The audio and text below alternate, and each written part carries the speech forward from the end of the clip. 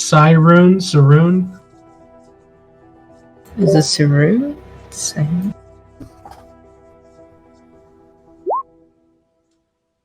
Saroon. Okay, Saroon. Okay. I didn't hear you if you spoke.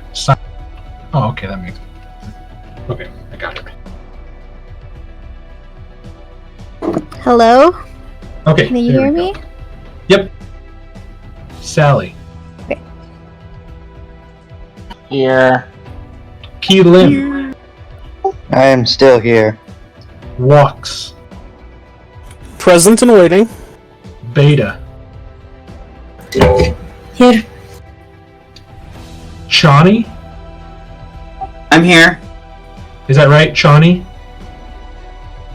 Or Chani? Yes, just like Pa Muad'Dib's wife from Dune. That's what she's based on. Raven. I am here. And Thorn. Position. Okay. Was everybody able to hear everybody? Yes. Did Carla speak? Yeah. I finally heard Carla eventually. Yeah. I heard her. Okay, so when we last left off, the group went into the dungeon below the bathhouse, which was found after infiltrating the place only to be sort of somewhat stopped by 3 individuals inside bearing long cloaks, their skin sort of cut up with runic markers, whose weapons felt very painful, almost unnaturally painful, fueled by some other worldly energy. As soon as Kanan found the steps leading down, it was immediate then that they were descending into what almost felt like sewers. But the stone was much too rough-hewn to be the Baldur's Gate sewers, and soon a cave system started to show itself, supported by old rotted wooden pillars. Descending down into the flooded tunnels that went about up to your knees, you guys went through and slowly, methodically tried to navigate this place, finding answers, finding people to see what's going on. It was mostly just empty rooms, empty doors, and lots of quiet. Until you turned a corner and heard the muffled screams of what sounded like somebody being beat, whipped, or tortured. Charging into the room, you found 2 well-armored individuals, cruelty written all over their faces, and someone bound and gagged on an altar that they seemed to be poking for fun. Charging in to try to save this man's life, you guys put up a good fight and slowly took down the 2 warriors and the strange animated flying gauntlets that they had summoned to their aid. You guys spoke to the bound individual and found out his name from mostly Sally was Klim Josso, a sort of noble who's fallen out of favor, and who was once belonged to a family of trading costers whose wealth has been sort of diminishing as of late. There you sort of struck an agreement with him to where he was going to owe you a favor, but he was desperate to leave this place, and a lot of the other members were desperate to get him out, sort of a last bid, because you guys just didn't need the extra baggage moving along with you. Making promises to Klim Josso gave his thanks and ran out once you got him back to the main area. And there you guys redescended back into the strange altar room and decided you wanted to go southwest, following the tunnels, until you saw a door which was opened by Kanan, who had a lock, or a set of keys that he picked up from one of the fallen armored figures. Upon opening the door, Kanan heard what sounded to be a ritual, a very dark, guttural language. Turning the corner, he saw an old, skinny, ravaged-looking, mousy woman covered in raggedy black and gray cloaks, sort of invocating these just harsh, guttural words over a dead body while sort of spraying it and flickering it with blood and other sort of implements. Kanan took his chance and charged in, trying to stop this ritual before it happened, just issuing all stealth in a desperate plea to stop whatever was happening to this body. And as he tried to tackle the old woman, almost supernaturally fast, she spun out of his grip. And one by one, you all charged into the room, trying to take down this strange, maniacal, although magically powerful old woman.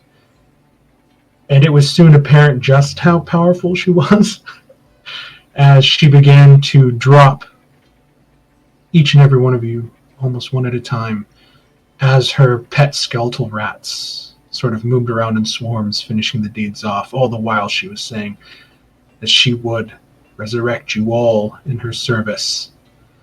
In a last desperate attempt to flee, Keelim threw the unconscious body of Callista over his shoulder and began to run, trying to get away from the woman, Sally, close behind. But it became apparent that Callista's weight was too much for Keelim to hold and try to sprint at the same time. With a heartfelt and utterly heart-shattering apology, he dropped Callista to the ground and sped off with due haste, leaving the girl to her fate.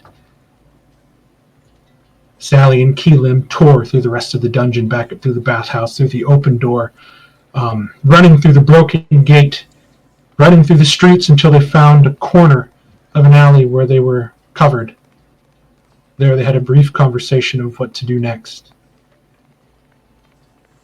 Deciding to meet back up in the morning once they felt safer in the light of day. Keelim moving back towards the lower city, Sally moving back towards the upper city, though Sally's machinations know no bounds as she decided to pay a visit to Klim Josso, though when she arrived to his house, she found it dark, abandoned. Moving back to her house, you guys got a long rest. You moved back to your agreed-on meeting place. We'll just say somewhere in the city. What would you guys like to do?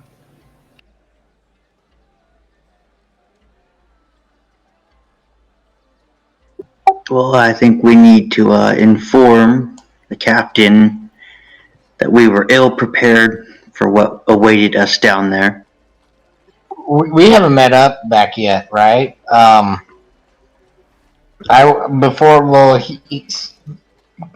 left before I could get a word in, but I was going to suggest that instead of going back to him, we need to solve this problem on our own. That way we don't have to be even further in his gracious debt. But so I'm gonna go. If it's the next day, I'm gonna try to go find. I don't know where Keelam is staying. Do I? Which is why I just said you guys met at a predetermined location so we can move on. Okay. So yeah, I suggest we go find ourselves instead of going back. We solve this problem on our own. That way we can get. That way we can don't have to get the captain. That way we can get the captain off our backs. And that way, yeah, the sooner the better. I don't want to be any more of his good gracious, as he still calls it.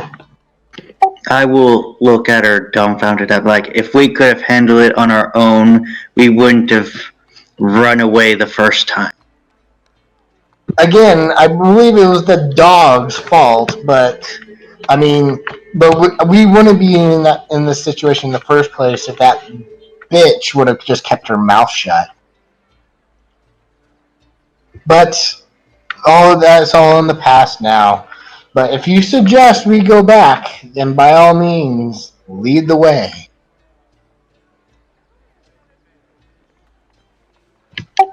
it's too early for Sally's nonsense. I will head back. I will lead the way back to the base. Okay, so you guys make your way towards. I guess I'll move there too. You guys move back towards the Basilisk Gate, making your way down from the halfway point meeting, we'll say, between the Bathhouse and the Elf Song Tavern. And at the Basilisk Gate, you guys make your way to the squat, fortified sort of guard building that's there. You see there's a lot more frantic movement than there was a couple days before. Everybody sort of seems to be a lot more on edge as you two sort of walk up. You guys get like the stink eye pretty good, but then you show the medallions you were given, the badges, and they sort of just kind of shake you off and then keep looking around. The mood is very tense. You guys make your way into the fortified building. And one of the guards kind of recognizes you, and he sort of smirks. And then he sort of nods his head to follow as he leads you up the stairs. You guys find yourself back in the large meeting room. You have the sort of drink cart to the side with the different wines and liquors and ale. Just wait here. I'll go get him. About 10 minutes passes, and you see Captain Zodge kind of walk back in, wearing the same sort of cut-off sleeve doublet as he's sort of rubbing his knuckles, and you see they're red and raw, and he sort of looks at you both and kind of smiles. Well, isn't this a sad sight to see?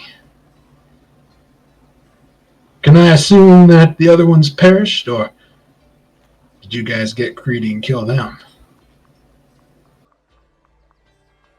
No, your assumption's right. We're the only ones left. It's a damn shame. I like that boy. The mean one. Kind of looked feral. Looked like he can get the job done. It's too bad. So what happened? Sit down. Tell old Captain Zodge's story. I will help myself to one of the ales on the table, and I will tell about how we found our way down through the bathhouse into the system, which I will point out was much more extensive than I would have realized. Fought those things, and then Kanan's surprise attack failed, and we were overwhelmed by their magical power. Describe this overwhelming magical power. Who did it? What do they look like?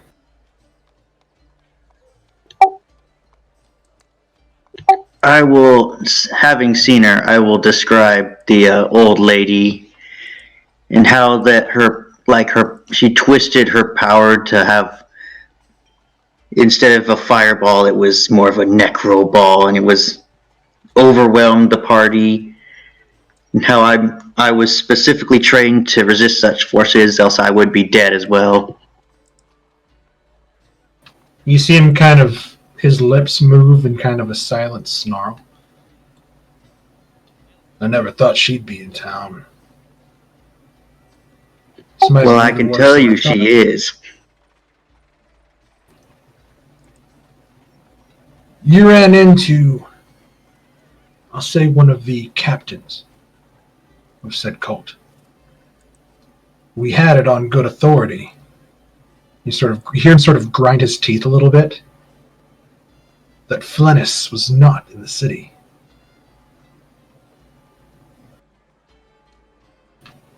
Is there any more information you can give me about what you found down there? Anything new? Anything on movements? Were you able to retrieve anything before you fled?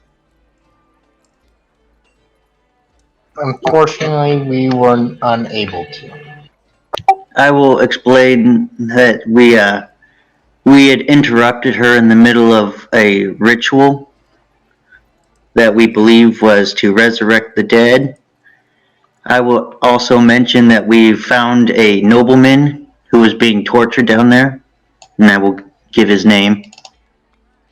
I kind of glance. I glare daggers at Keelam. I don't notice it. You see him take out a quill and ink, and he takes out a piece of parchment, and you see him begin to sort of scribble down on it very quickly, and he folds the paper up, sort of whistles, and you see one of the guards sort of coming in. He holds out the paper. The guard comes up and grabs it. I need this man now. Send the hounds on him. The guard gets it and sprints out of the room. Well, that's something. He might have heard a little bit more if he was down there a lot longer than you. The good news is, well, the real good news is, no news has been spread of what's happened. Which is good. Because if the Duchess knew that we went into one of her known businesses and caused a ruckus, let's just say we all might be hanging right now. So it's good that they kept us quiet. Because I need you to go back in there and figure this out.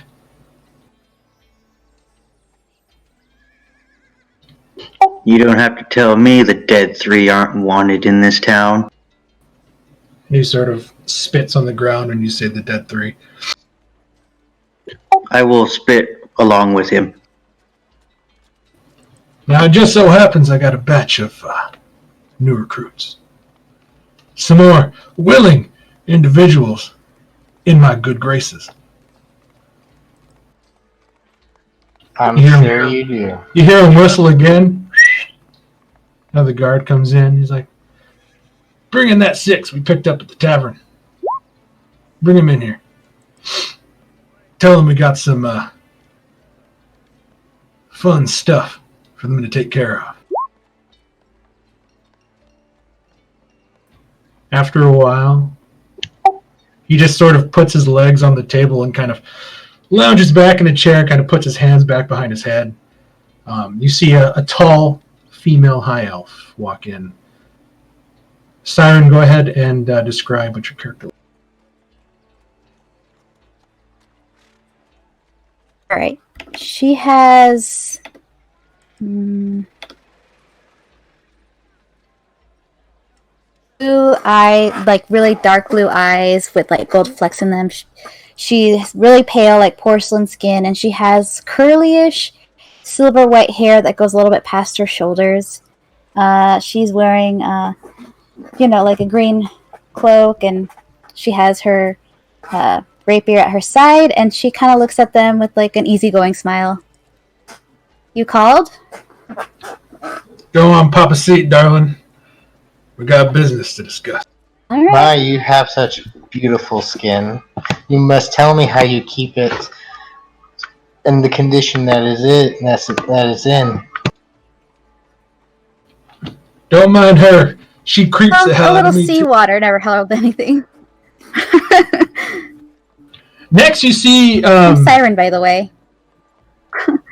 Next, you see a strange masked individual. Kind of wearing a long black duster coat, hat with a feather. Again, this sort of avian-style mask on his face. Ravenclaw, go ahead and describe your character in more detail. So what you see here is a figure whose mask appears to be a skull of a raven. There are various emblems along his cloak and jacket that show a symbol of the Raven Queen. The feathers also of a raven upon the hat. What little bit of his skin that is visible, you'd swear it's purple. They're not eagle feathers? On the coat, it looks like it's cloth, but it is made of many feathers as well. You called for me. Take a seat, son. Looks As soon as you walk He in, looks he has a mask just like you. he has, you hear these sort of thunking, koosh, koosh, koosh, koosh, as another strange mechanical-looking creature kind of walks in. Thorin, describe what you look like. So he's very tall, and his skin's made of obsidian glass with the metal plates embedded in it, and tendrils weave in between, like red veins, like lava, and one big crystal. I assume you're familiar with these Warforged types. I didn't know there was another one in the city. Hopefully he's better than the last one. Not to be outdone. Oh, sorry, go ahead. I am here to replace the flawed unit. You are the ones who...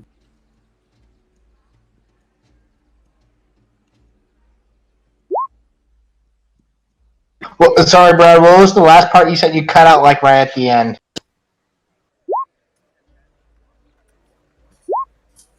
You two are the last to see it.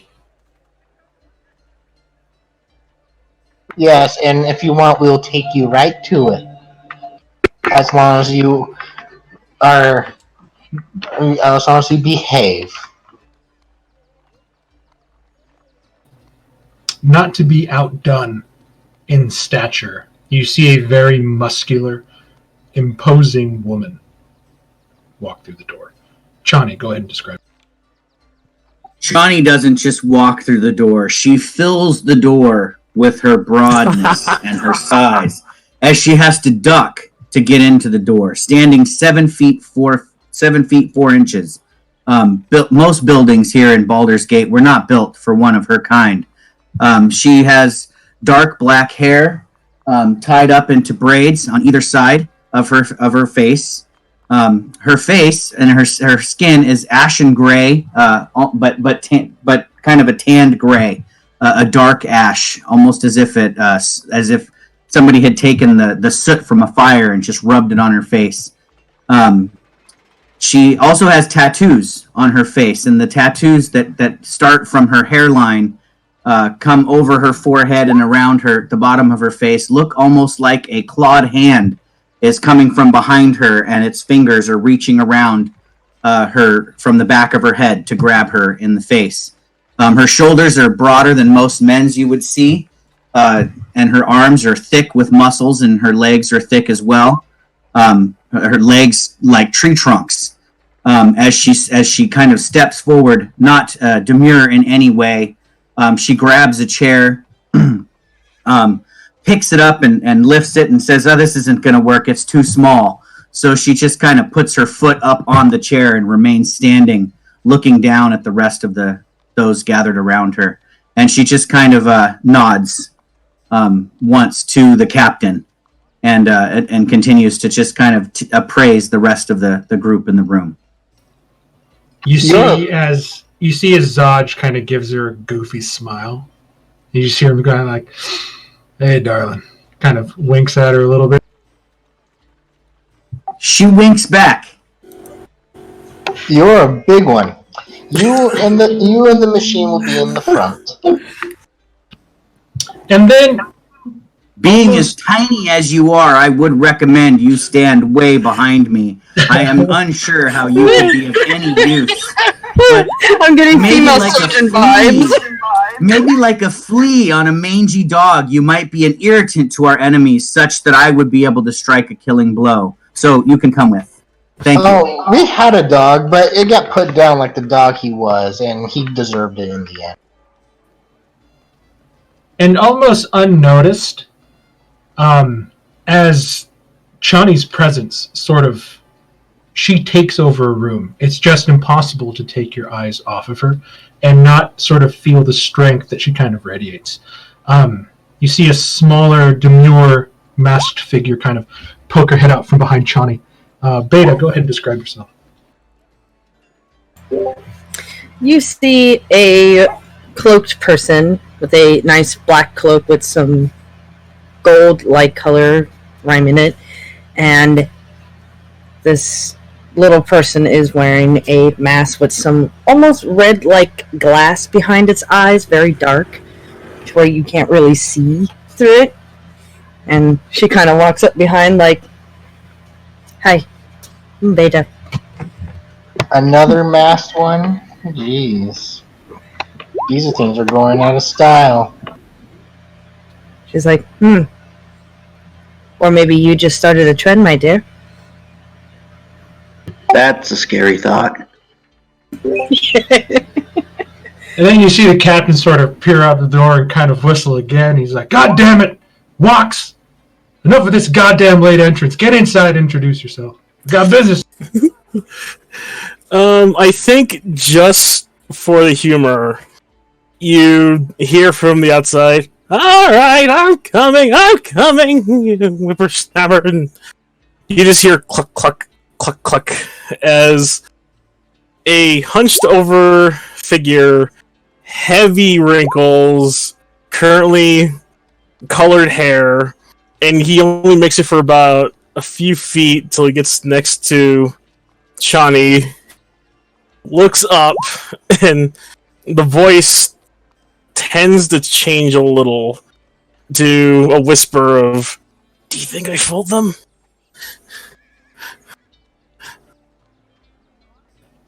Zaz just shakes his head. It's like, "Get inside, you idiot. Or grab you by the ear and pull you over myself." Alright. And as he clears his throat, his posture changes, he straightens out, and it all goes back to like a tan skin look. Hair starts to go from white natty to short brown. Eyes change color to brown, and he just smiles. Just, I'm sorry. I just had to make sure that your memory was right. You six, let me introduce you here to Key Lim. He points to Key Lim. And this lovely woman, and he kind of says it very sarcastically, is Miss Sally. You want us to describe our characters, Mark? Sure. So Keelim wears black robes with a big cloak on the back with an enormous symbol of Kelimvor, the god of death. He has long, gray, stringy hair, and he's got very sunken skin, which looks like just pulled hide, and he looks very skinny and a lot older than he actually is. The only thing that actually looks alive on him is his intense eyes.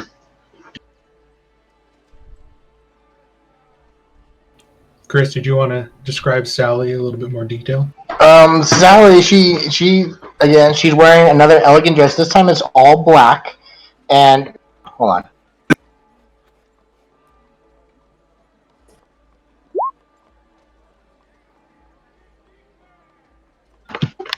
She's wearing her mask. But she's not wearing a hood like in her picture. She's wearing like a latex silk thing that covers her entire head down to her that's connected to her dress to her body. So she's wearing like silk gloves. A head wrap. You can't see any portion of her skin or anything like that. All you can really see is her eyes, and they're fire orange, and the dress is very elegant, but it has flames embroidered into the dress, and if you look closely enough, it looks like dragons or some sort of flying creature flying across the flames. Yes. Oh, fuck you, Mark. That's still my favorite. Trevor. He's my he legitimately is my favorite, one of my favorite chefs too. So yeah, she's wearing like Guy Fieri came over and did her dress. So she is wearing like on her wrists. It has flames going up her arms and everything like that. It's a very elegant and very beautiful black dress with red and with red flames.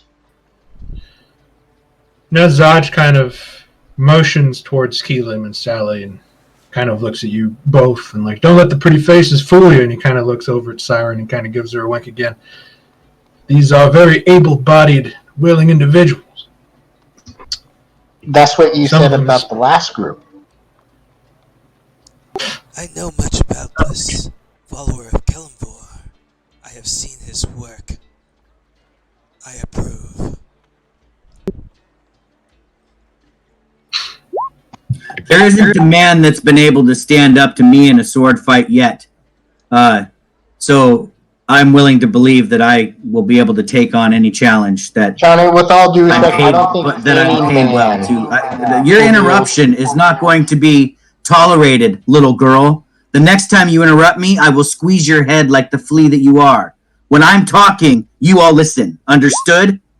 No. Does she say no to me? Like literally talk back to me? Because Mark, if she talks back to me, I'm going to punch her in the face. Right now, I want to roll you in see the Zaj kind of hold. You see Zaj kind of hold his hand out. Johnny, back down a bit, huh? And then he looks over and he sees Siren beginning to cast a spell, getting ready to throw it at Sally. And he's like, "Come on, darling, play nice." Let's just say these two let people talk back to me in my village. So if this little girl thinks she can talk back to me, I'm going to choke her out. Let's give them a little bit. I liked that one. They seemingly just got out of a pretty shit situation. A shit situation that I'm going to be sending them back into, of course, with all your help. If you agree to do so, I will give you the 200 gold promise. To the other 6 did not make it with an additional 100. Do we have an accord? The pay is good. I accept the terms. As a paid mercenary, I this is what I do for a living, so I'm in my wheelhouse. He looks to Ravenclaw next. I agree. The Raven Queen brought me to this. I will follow this route through. It is quite a large mass of gold, and I do need it to cover a few tabs. Think of all the fun you'll have, son. They'll be worth it. And he looks over. Siren? Oh, you talking to me? I'm sorry. Yeah, I'm up for it. I'm good. Yeah. All right. What about you, big boy? He sort of looks. Your proposal. All right, then. Beta. Crazy son of a bitch. What about you? Count me in. As long as I get to be with the big lady. She's like fun. I said. And she looks over at Keelan and Sally again. Quite dependable. Not as wishy-washy as those other 6 were, but, well, it couldn't be helped. Let's just say when it comes to wet work, these are some of the best I've seen, ragtag as they are. I'll keep them in your care, Keelan, because it looks like they just about want to kill your lady friend there. And hell, you can kill her if you want, just don't do it in here. Out on the streets, anything goes. Now, shoot! Get on out of here. Go kill some folk. Make me some money. And with that, you can see that he kind of just excused you guys without a second glance. So, show us where your previous companions fell. It is currently right now about 11:30, almost high noon in the city.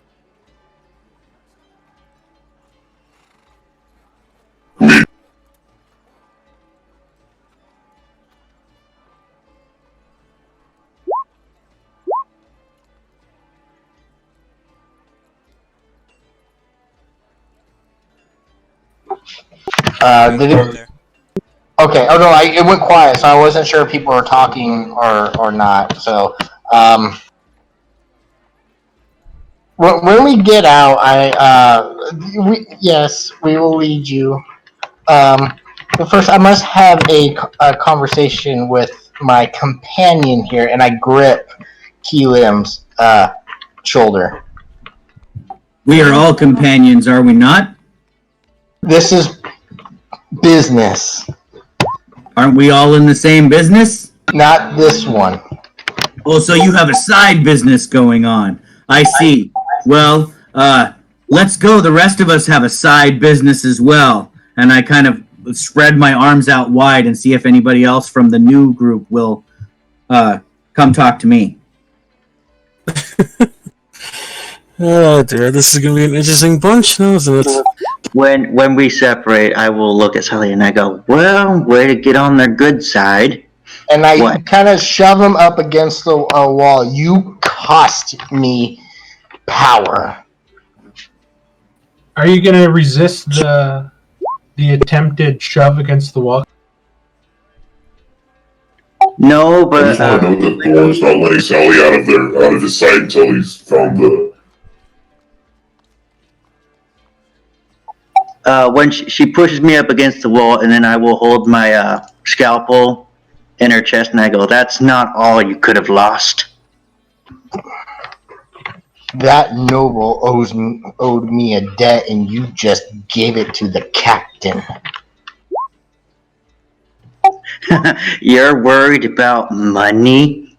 This isn't about money, it's about power.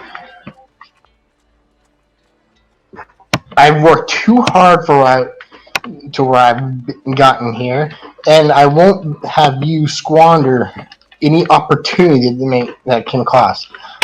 Pray that we don't have another incident down in those sewers, because you might have a little accident of your own.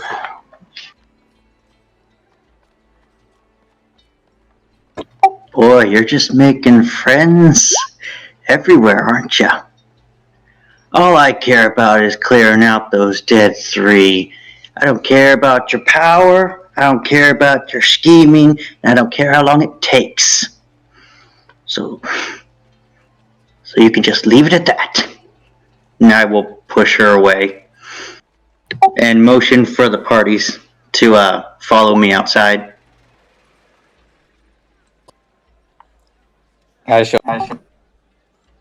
So I put it in the chat there, but basically, if anybody else got in the huddle, so to speak, with Chani, she shares that she thinks she immediately feels like Sally is the reason that the other mercenaries didn't survive. That she's just spouting lies, and everything she says is probably a falsity, just to cover her own ass. She's seen women that try to manipulate people to believe what they want before, and she doesn't trust her at all. And so if anybody else feels the same, she's willing to protect them while accidentally not protecting Sally in the heat of battle. And if she dies, it's no big loss. That she can be easily replaced with a more reputable and trustworthy companion. Beta nods her head. Yes. That one's a sneaky one. I haven't made up my mind about Ki Lim yet, but he seems so far to be swayed by Sally's pompousness. So right now, I'm withholding judgment on Ki Lim. I can vouch for the follower of Kalimvor, as does I myself, who follows the Raven Queen, follow gods of death. He seeks balance.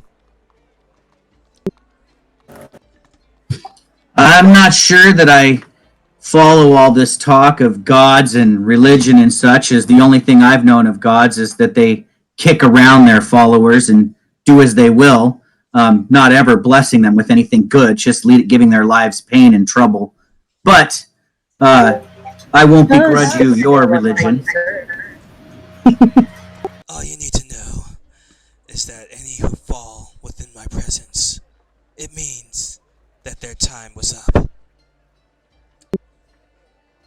Boy, you radiate such a positivity. I can't wait to work with you. Sound like, I mean, come on, lighten up, buddy. What are you, some kind of Death Reaper?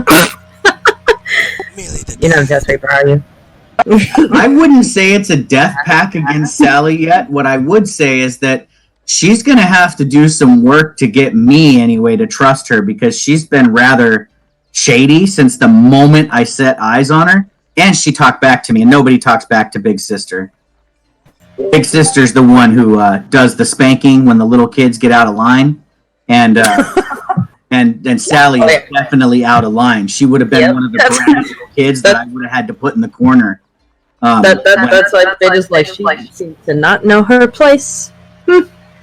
Yeah, so that's the role I'm going for here is Chani was very much the overbearing, overprotective parent of a bunch of little orphans, and she would have done anything to keep them safe, and she failed. So now she has taken her overbearing, overprotectiveness to the next level. And if Sally gets out of line, I'm going to have to put her in line. Ooh. Does it count that Beta's the size of a small child almost?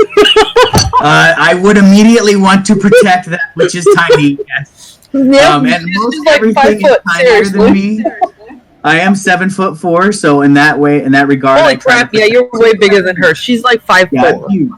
I'm done. She's tiny, so you would look at her and go, "Oh, you're about the size of a child, and you're skinny like one." As she wears baggy cloak all over. After making our way, I will ask our new compatriots if they are stocked up on healing materials, because we were one of the reasons why we were down is because we didn't have enough healing to go around. So I would like to go and go to a store, a general store, if they sell them down here in the lower city, a health potion. Give me an investigation check if you're going to do that. We lead the party out, and as soon as we basically get out, I will turn to them and I say, our objective is we have located a underground facility where worshippers of the dead three are performing their dark rituals. We are to clear them out and obtain any information on any more whereabouts of such places such as this. I've already had to perform funeral rites for 6 of my companions. I pray I don't have to perform any more. Is it safe to assume that since they're strong, their little base of operations was recently invaded by the two of you, that they may have either moved or be ready for a second attack? They could be on alert.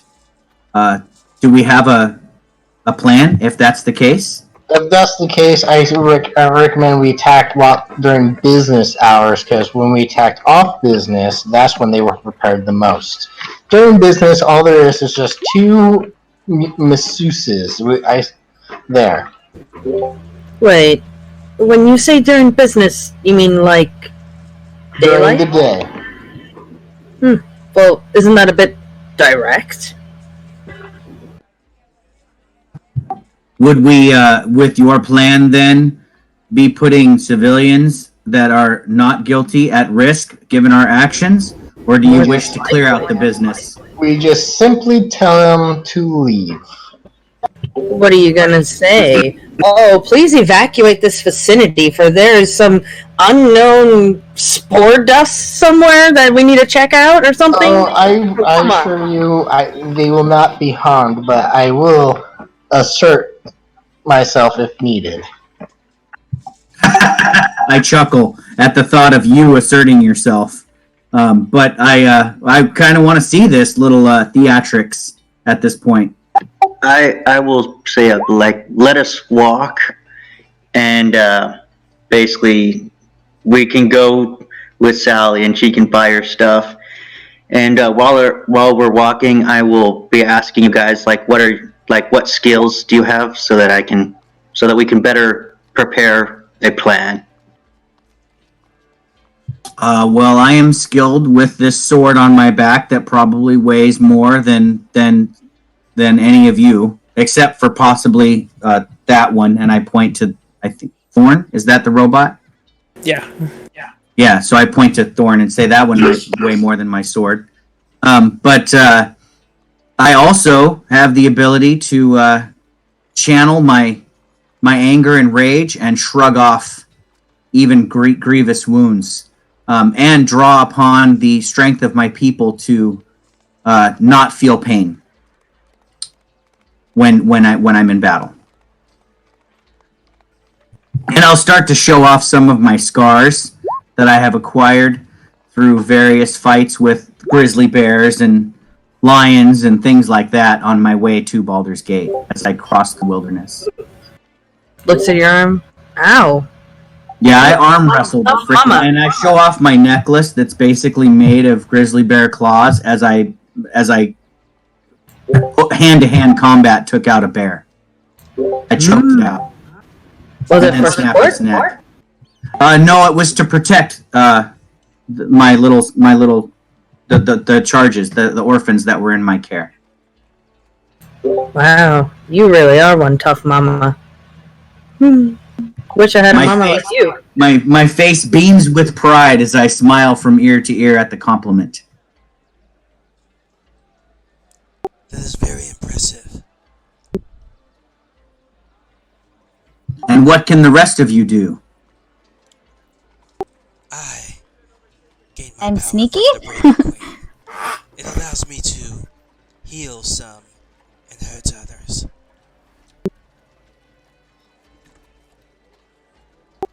And as an example, you see him kind of hold his hands that were cloaked by his feathered robe, and he kind of gives like a silent prayer to the Raven Queen. And as he does this, you see like raven-like feathers kind of suddenly appear out of nowhere and swirl around him, giving him extra health. Just like that, the Raven Queen allows me to boost some, but hurt others.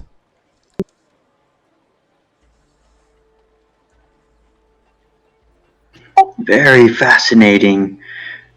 I'm sure I will have more questions for you, my friend.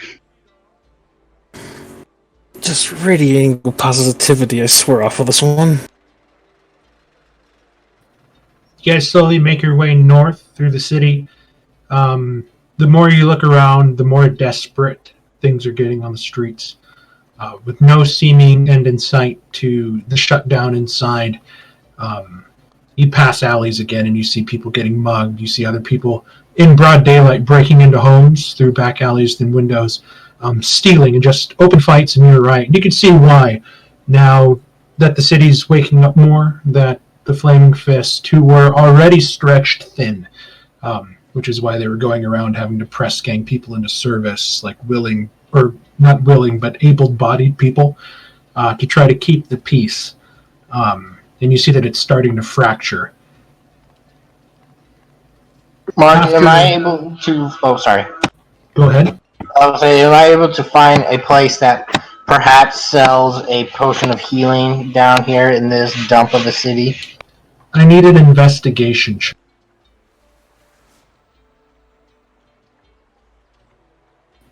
It takes you a good 2 hours of kind of like pulling everybody along behind you as you go to one alchemical shop and they tell you that all their supplies have been sort of reprimanded and taken by the Flaming Fist. After about 3 stores, you kind of want to give up, but then you see sort of shady, sort of back alley dealer. Going off of a hunch, you kind of walk up and you see this sort of bald, knobbly-eared kind of halfling with a kind of a bulbous drunk's nose. And he's sort of just sitting, smoking a pipe on a crate as he kind of watches you, kind of side-eyes you as you kind of make your way over. Hello, good sir. That's debatable. What can I do for you, love? a lot of places here are out of an item I need. Perhaps you know where I can procure one? Maybe. It depends on how bad you need it. Wartime prices, you see. I just need a simple potion of healing if you perhaps have one or know where I can get one. I might be able to get you one.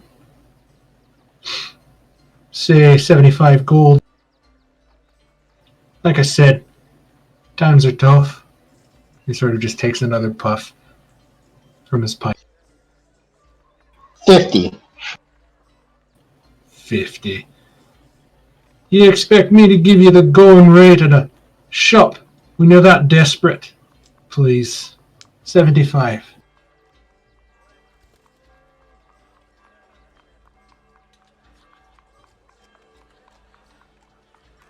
I pull out the badge of the Flaming Fist.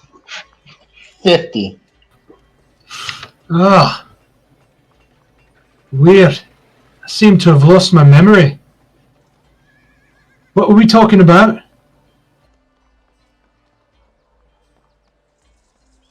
What's he sitting on? He's just sitting on a crate. I shoot the crate with a firebolt. And you see that he nimbly dodges out of the way as you ignite the crate. And you see him sort of backing up further back into the alley. Shouldn't have done that. The guild doesn't take too much. But let's just say you're making an enemy that you don't want. And he kind of smiles very nastily. You seem to be under the impression that the Fist own this city.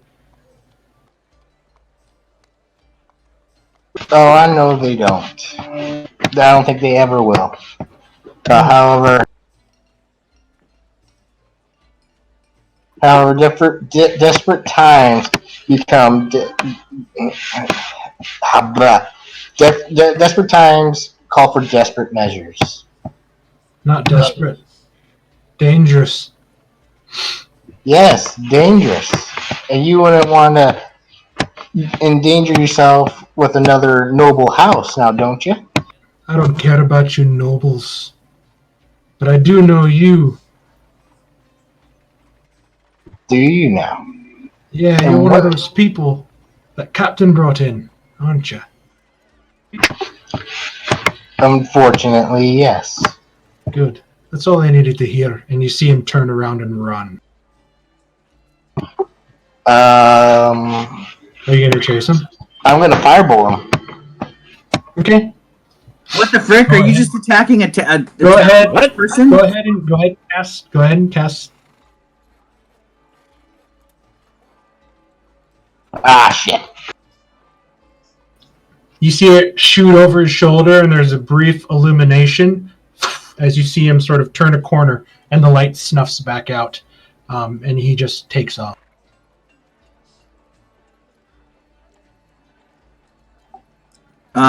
Did you just attack a merchant? He was no merchant. I see now what you're referring to, Shawnee. This one is rash, and obviously doesn't think before she acts. Yes. Interesting. Yes. We'll have to pay attention to that. Better in that action. As a matter of fact, Sally, explain yourself. What were you thinking? Well, as you clearly stated, he wasn't.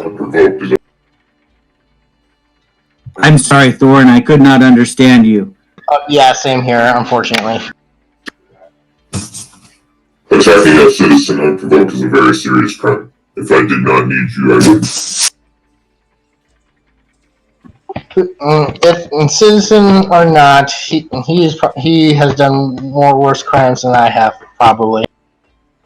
But I am trying to pay off a debt, and I will do anything to get out of this debt. We're still in the lower city, right, Mark? Yes. You guys are about halfway kind of up as Sally started sort of taking you from shop to shop, inquiring on health potions. Something that she probably could have procured from Captain Zodge, but she chose not to because she didn't want to be any more in that man's debt. Well, I just mean sort that of- crime is pretty common in the lower city. Oh yeah, this place is a shithole. Like I said, you guys are watching people get mugged in open daylight. Nobody did a thing. Yeah, so the fact that Sally threw a bolt of fire at a citizen is probably not as serious a crime here. People probably do that kind of stuff all the time and get away with it. But it should be noted that she just randomly attacked somebody and isn't giving us a reason other than I think she's bad. Clearly, this one does not think her situation's through. Crime? I am committed no crime. I look to Thorn as he is the expert on law in this town. Your statement just now was his crimes were more than yours. Implication.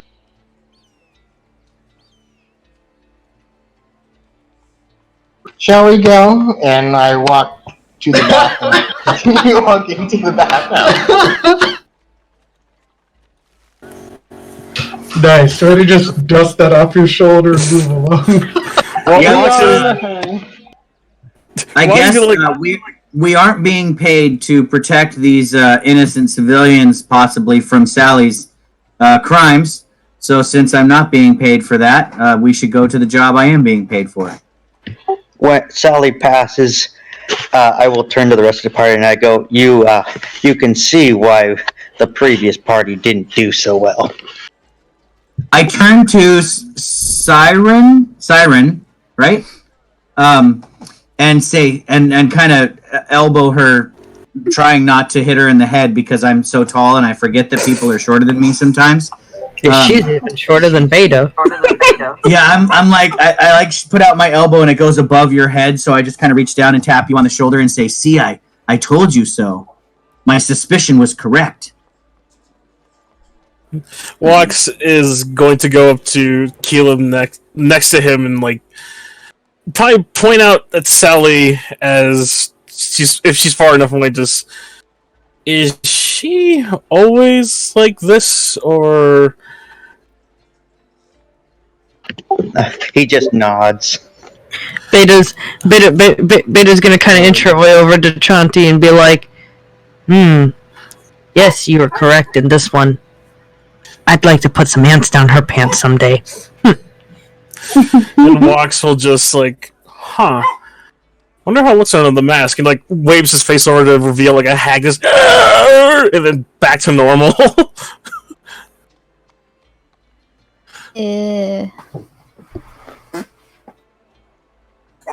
That is utterly disturbing. That wasn't disturbing. As Beta's gonna be like, what the hell was that all about? Walks, was it? Are you alright? You anyway. I mean, are you alright? To mention, I'm a man of many talents, as you can tell. And of many faces, it seems. Yeah. Put me in the right situation, and I could definitely make gold rain. Put me in the wrong situation, and I'll make sure we run out with said gold. You know, we never did get to describing what everybody can do. Any money. Siren said she could be really sneaky. I overheard her say that. Walks, I don't think. I mean, I guess you're kind of filling us in now on what it is you can do. He's a man of many talents. Give him the right situation and job, and it will rain gold for everybody. Give him the wrong situation, we'll make sure we run out with said gold in our pockets.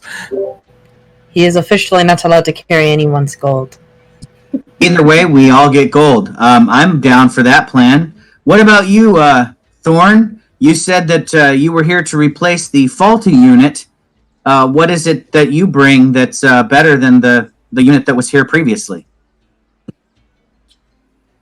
I am constructed in the villages of Hell, a protector and destroyer of you. Clearly the other unit was flawed in this. Well, I look forward to seeing your your actions in battle to see what it is you can do to help us.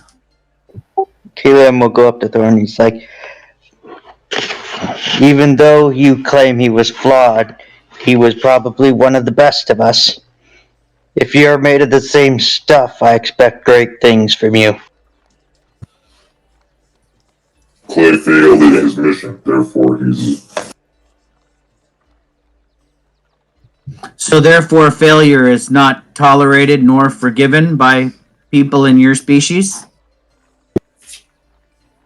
If I fail, it means... Sorry, it cut off. It said, if I fail, and then I didn't hear anything after that. If I fail, it means others will suffer, and therefore I have failed.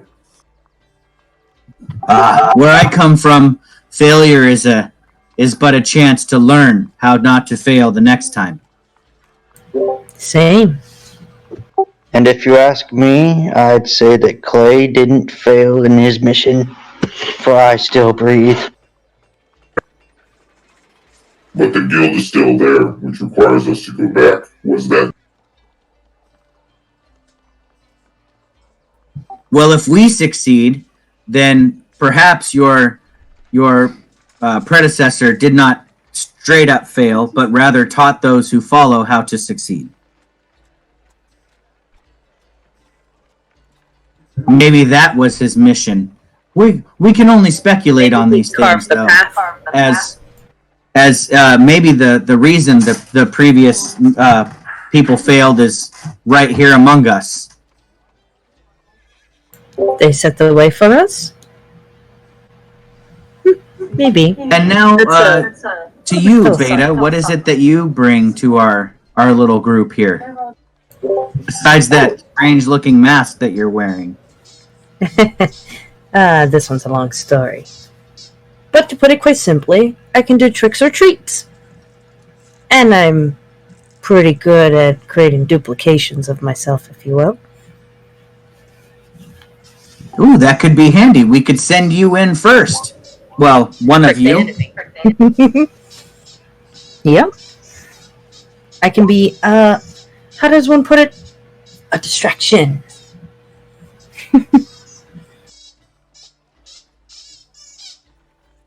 All right. Well, now we all know what is why they call me Beta. Now that we all know what we bring to the table, lead the way, Keelim and Sally. After about another hour, I just see that Sally is she's already all the way down the road while we've been standing here talking. Yeah.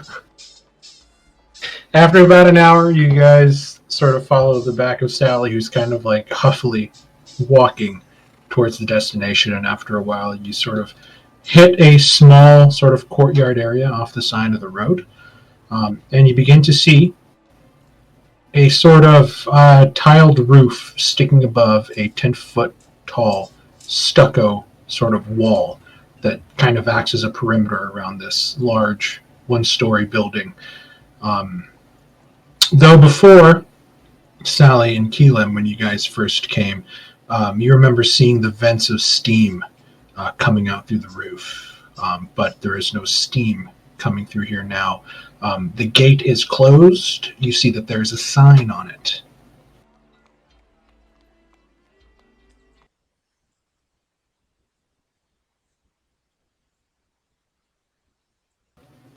As you approach,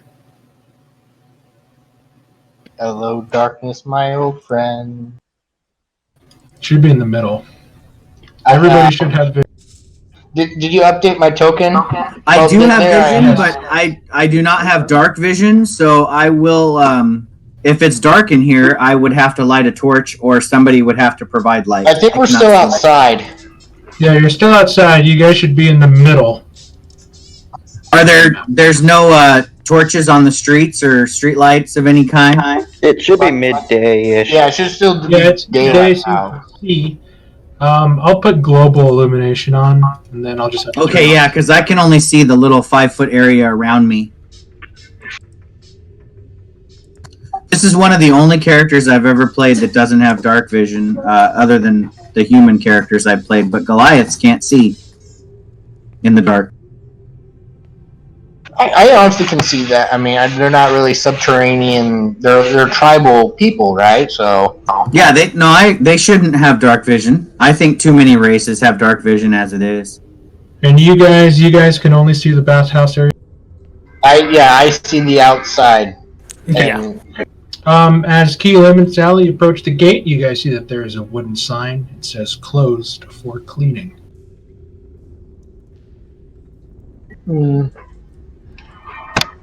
Johnny, can you be a dear and knock, please?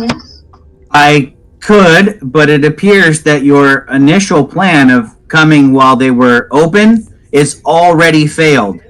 So I can. Maybe we should look for another way in that doesn't necessarily alert them to our presence, is a better idea, since they are obviously not open for business. The only way in is up and over the wall.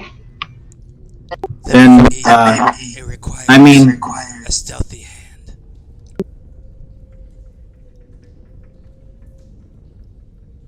Well,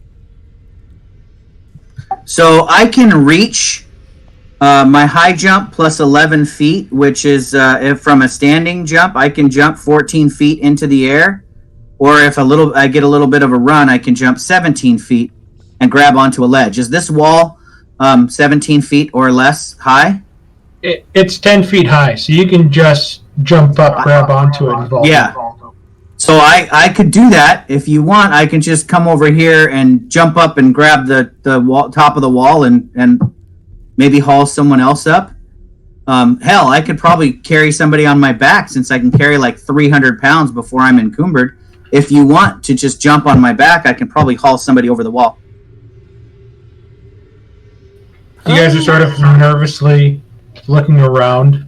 It's still broad daylight as you guys are sort of jumping over the wall. I want to. Is anybody watching us do this? I was gonna say, Give me a perception I check. point out there are riots and people Careful. mugging and breaking into buildings. We will blend in if we just kick down the door. oh, you can't be serious. Wow, you guys two think crits. you guys think that you're in the clear right? Yeah, so I will just. Oh my since God. nobody wanted to jump on my back or said they did, Mark. I'm just gonna jump up and hurl myself over the wall, and I'll maybe open the door from the other side for the rest of the group. Keelan, Thorn, you definitely see some curious faces looking at you guys from around corners. I will like point to my emblem and then like make a gesture to like scram. Can I check this door and see if it's locked from this side? Unless something jumps out and attacks me while I leapt over the wall, we'll see, I guess. You see a giant mutated black fetus. You Yeah, jump over the wall. You look to see Sexy. in your immediate view two fountains that look like they have nymphs pouring out jugs of water. Everything here is well manicured. The grass is immaculate. The tall stained glass windows that go from floor to ceiling is very evident. You look at the inside of the gate, and it is not chained. It is not locked. It's not barred. They just seem to have put a sign out there and hoped that would keep people from coming in, knowing that it was closed for cleaning.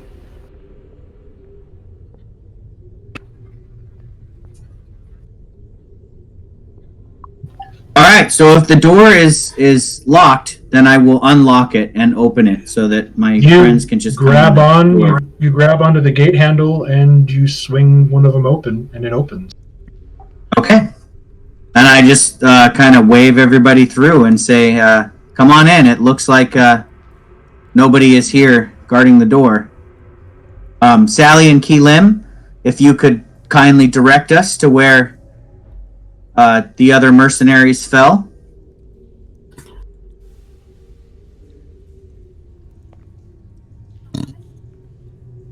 I'm urging Sally and Keelim to go first. Sally, what are you waiting for? You Lead said the to way. stay behind you. Well, I'm asking for you to show us. Go lead the way. The gate closes behind you as you guys make your way through the courtyard. White marble benches sort of line the wall.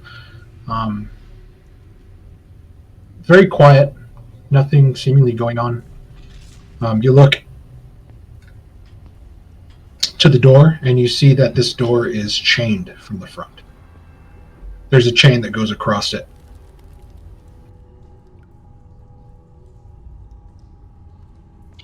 I will stop at the door and I will turn back and address the party. I go, remember, these are the dead three.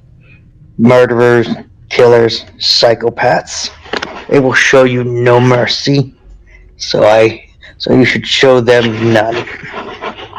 At Keelan's words, I will go ahead and draw my sword. And if Siren offers to pick the lock on the chain, I think that now would be a good time for her to showcase her skills. Go ahead, little sister.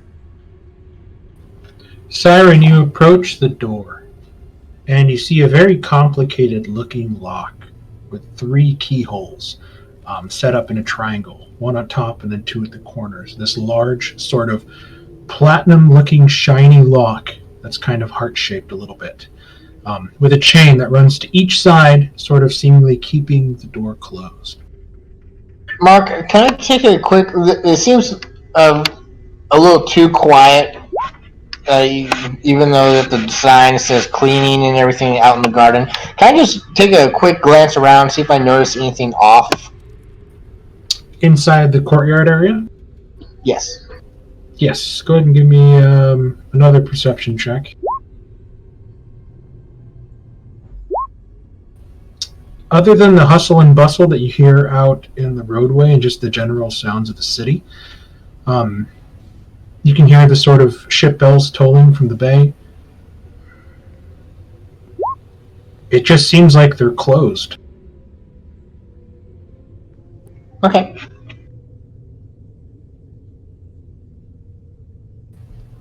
Siren, you reach for the lock and your hand passes through it. Oh. This is an illusion I get. There's not actually a lock on there. It's an illusion. And she kind of puts her hand back and forth. Is it... Can you just open the door, then? Maybe you should try that. Okay, I'm going to try to open the door. You open the door. I'm going to have one of my coffin nails ready. Okay. And you creak it open ever slowly. It's dark inside, a little bit of light flooding through. There's no torches or lanterns or lamps inside. It just seems to be whatever ambient light is coming in through the tall stained glass windows is kind of showering the dimness inside with this weird fresco-like lighting that sort of glitters a little bit on the floor, and it's somewhat a little bit disorienting. But you take a bigger look inside, and it's empty. It smells of pine, some sort of cleaning implement.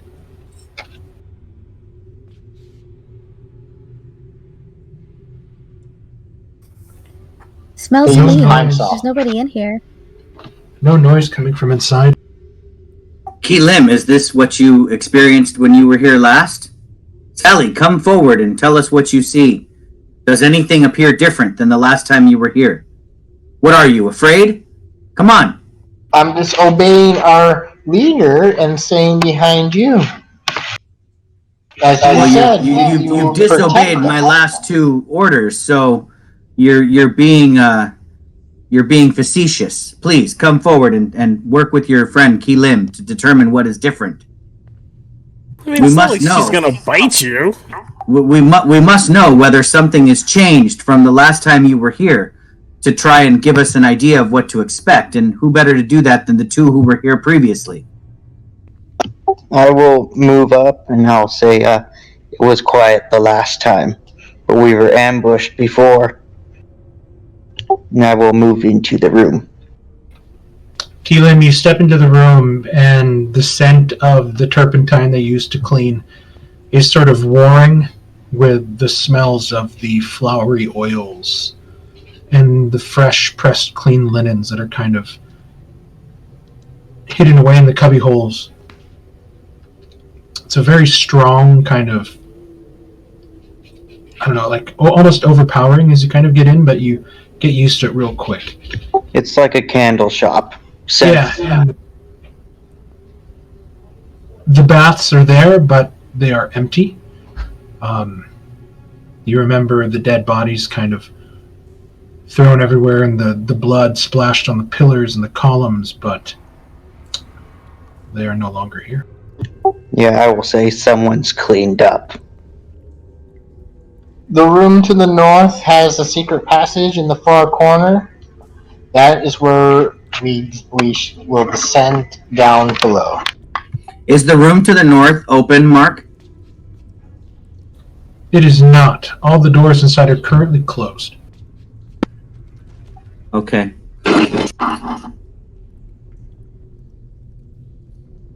I want to go ahead and quickly, I'm going to go down here, and are these windows or doors? Yeah, those are windows. If you're They're windows.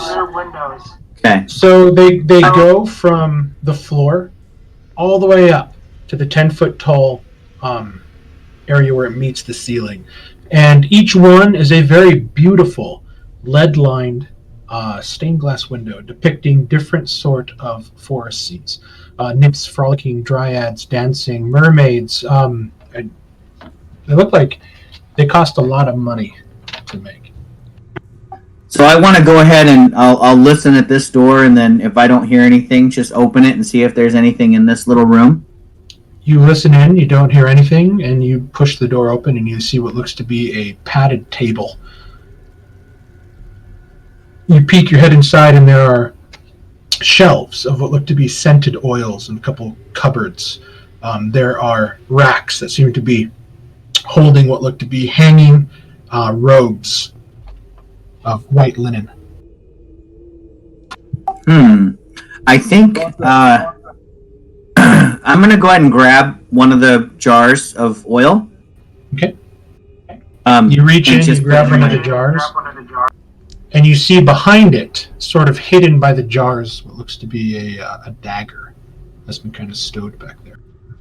Ooh, I'll grab it and take a look at the dagger and see if it's of good make or quality.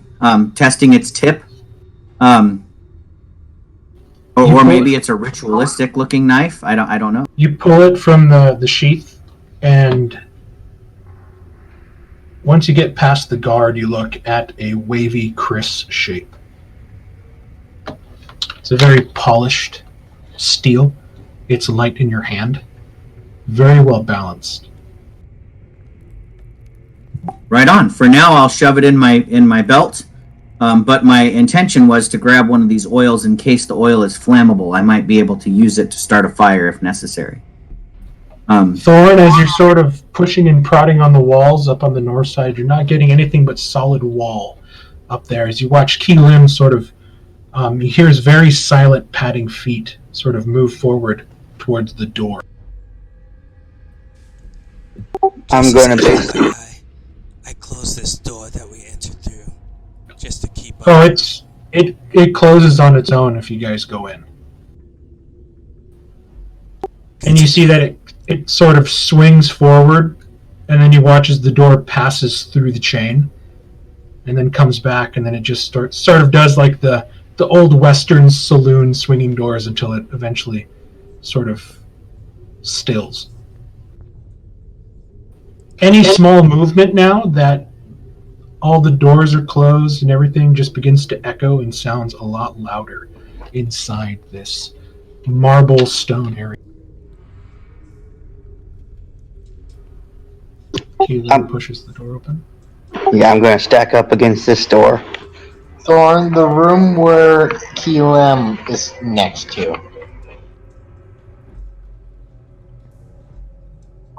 Yes, I will push open the door. You push open the door and you're immediately greeted with the stench of sewage and rot. very familiar. It's very strong.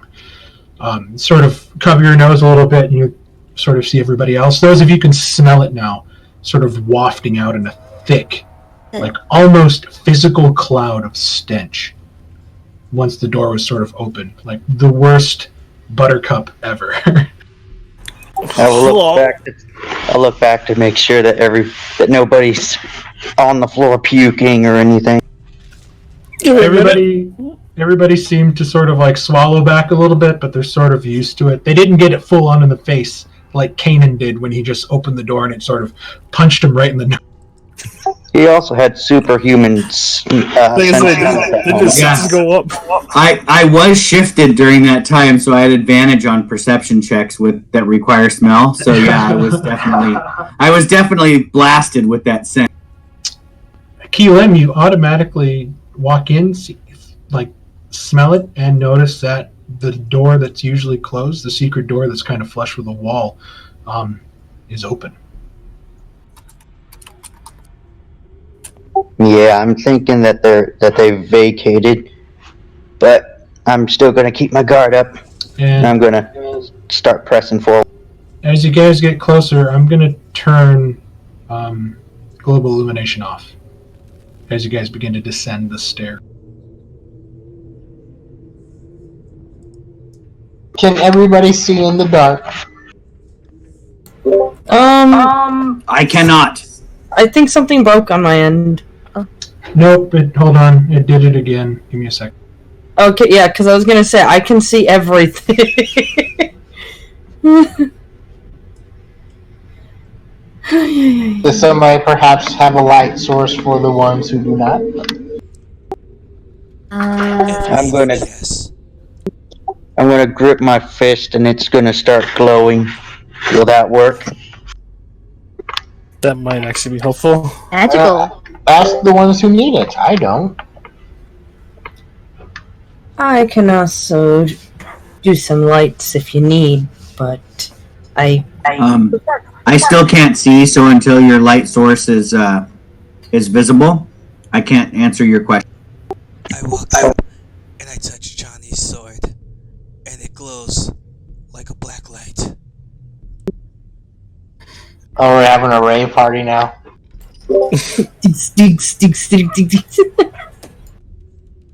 Are you casting light, or? I am. I'm also casting light on myself. Can you? I think light has to be cast on an object, Keelan. I don't think your fist counts. Mark approved it. Okay, never mind. If he approved it, then never mind.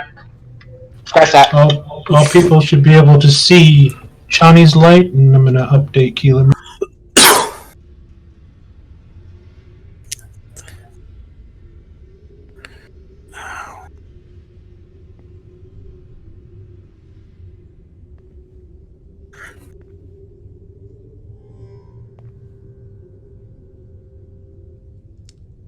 Okay. You guys watch as Keelan sort of focuses, and you watch as his fists begin to glow. Mark, should I refresh? Or just delete my token? Where are you? I don't even see you. I have no idea, but I can, see things I don't think I'm supposed to see right now on the map. Go ahead and refresh. I don't even see your... Yeah, because I'm on a map, but I'm on, I think, one that I'm not supposed to be on yet. Somehow, I don't know how I'm there, but I am. Yeah, go ahead and refresh. I don't see you.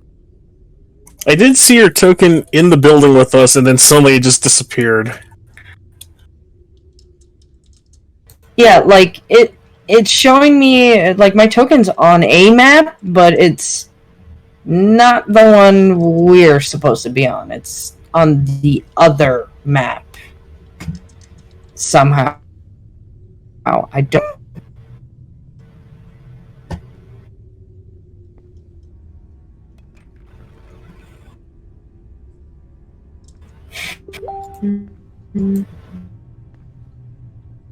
There were some rooms that we did not explore.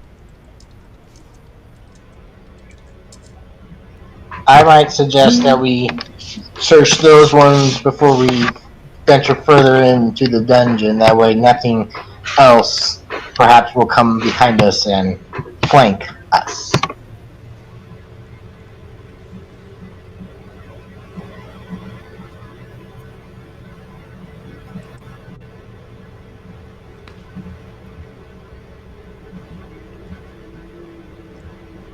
Well then, lead the way and show us which rooms you did not check yet. It is taking forever. Yeah, I didn't even see your. Oh, you moved yourself way the f.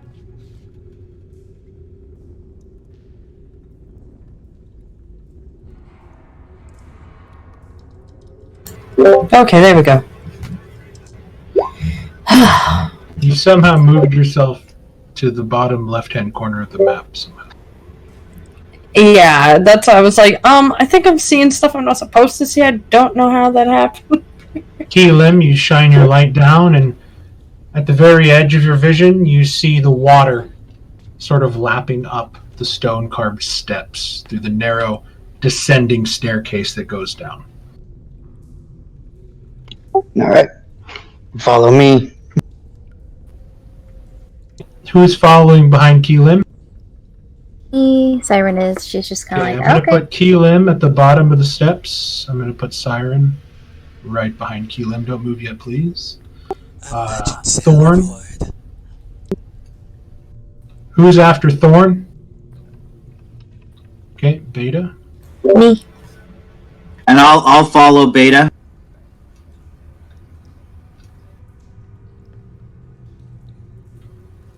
Who's after Chani? Sally, as I am pushing her forward and falling behind. Okay. Yeah, so- Sally can be right behind me. That's a good place for her.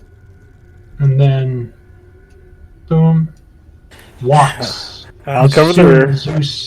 As soon as you step in through the door, you hear the sound of what seem to be chains, and a large steel door slams shut behind you. You sort of suck it in really quick and press yourself against as it sort of slams, and you guys hear the echo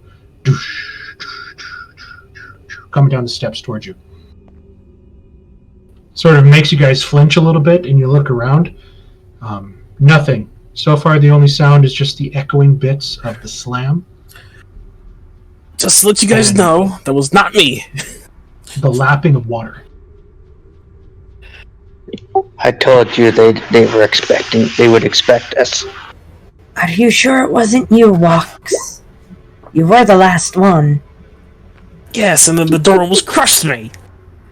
Keelim, you see the water is a little bit deeper than it was. You sort of begin to hesitantly wade into the bracky, stinky, oily water. You see it comes up to about your waist, probably mid-thigh on Chani. But it is deeper, and this time it is considered difficult terrain.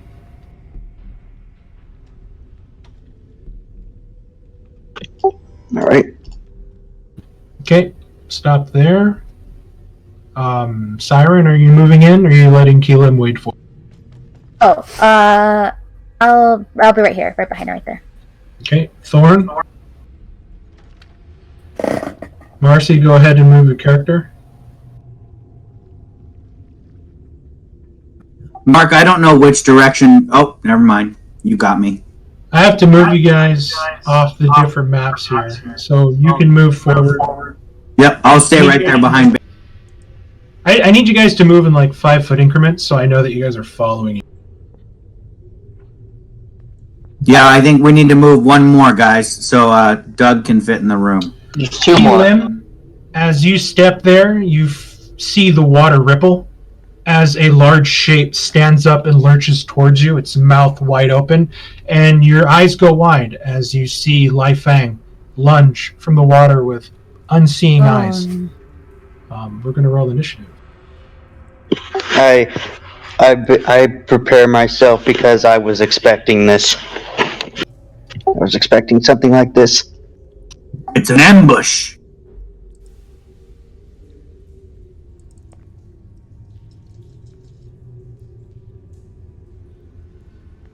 you guys watch erupting from the water are 5. Johnny, you can go before me since you're up ahead in front of me. Fair enough. Thank you.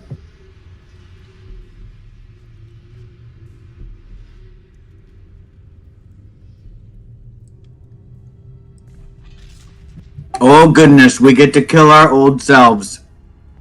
Called it. I totally called it. I know who I'm gonna target first thing once I see her. Maybe she's not dead. That we know of. Oh, shit. Sorry. I need to toggle on whistle. Man, I don't want to kill Carla's old character. I liked Carla's old character. I do. Sally wants to. She was awesome. Again, I always love Carla's characters. I really do. But in game, Sally hates the bitch because she is her fault that Sally's is in the situation. You didn't do anything. You were just there at the wrong place at the wrong time. Because, but you caused the whole incident. So I wouldn't be in this if it wasn't for your actions against the guild. And said the guy who had actions against the guild. Now I did an action against the guild.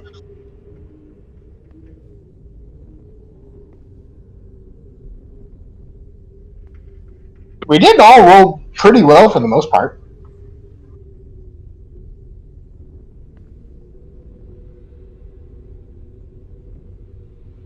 It's already been 11 rounds. Okay.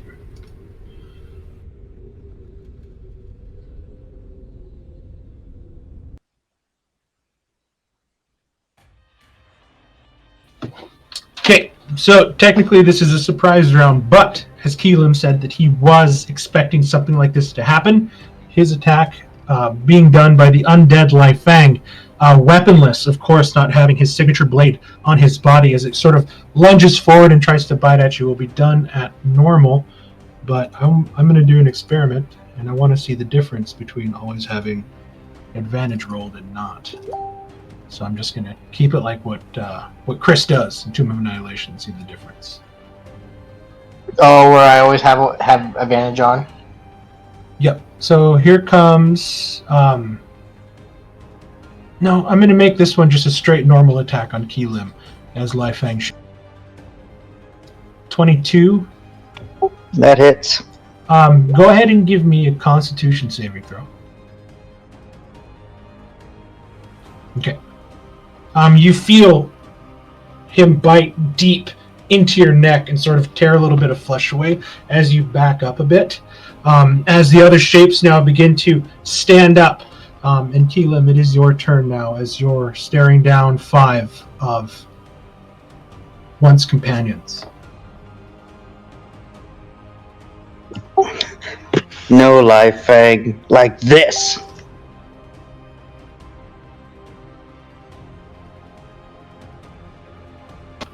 The 8, as you go and aim for a punch, you hit Lai Fang's armor, and you see that there's a thud. Very different from the zombies you fought. It's not just their bodies you're attacking, but they still seem to be wearing the armor and still have the shields in their hands. The 8 will miss. Great, armored zombies. And I will say, I pray your souls have reached where they are meant to be. Now I'm going to take a bonus action, key point,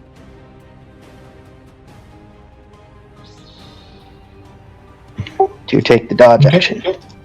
As you get down in a more defensive position, as Lai Fang begins to sort of lift up his arm and you see his bloody mouth sort of doing the World War Z, like chomping, as he's trying to get closer to you.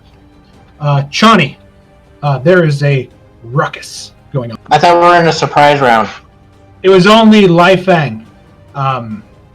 As soon as he jumped up, you guys look to the side and you see the other zombies begin to slide up.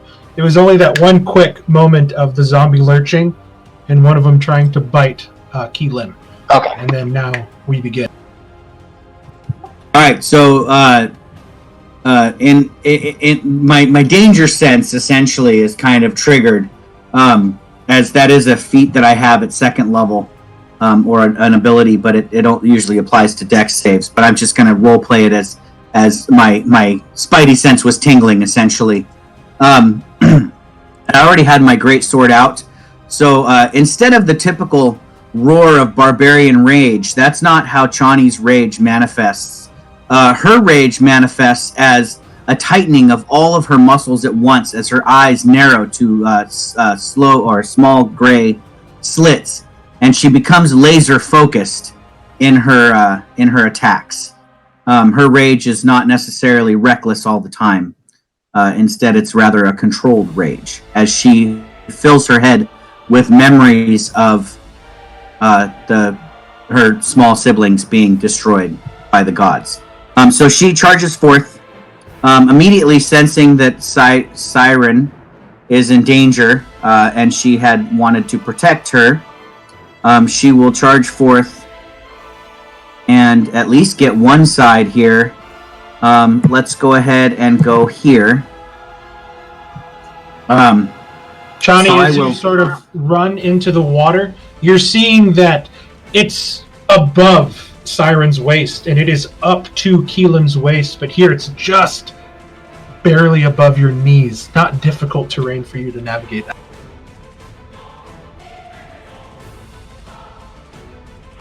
Excellent. So I'm not necessarily slowed down by the water. Nope. That's at my knees. Okay, so sensing that this warrior... Shoot, I didn't even see him when I came into the room, damn it.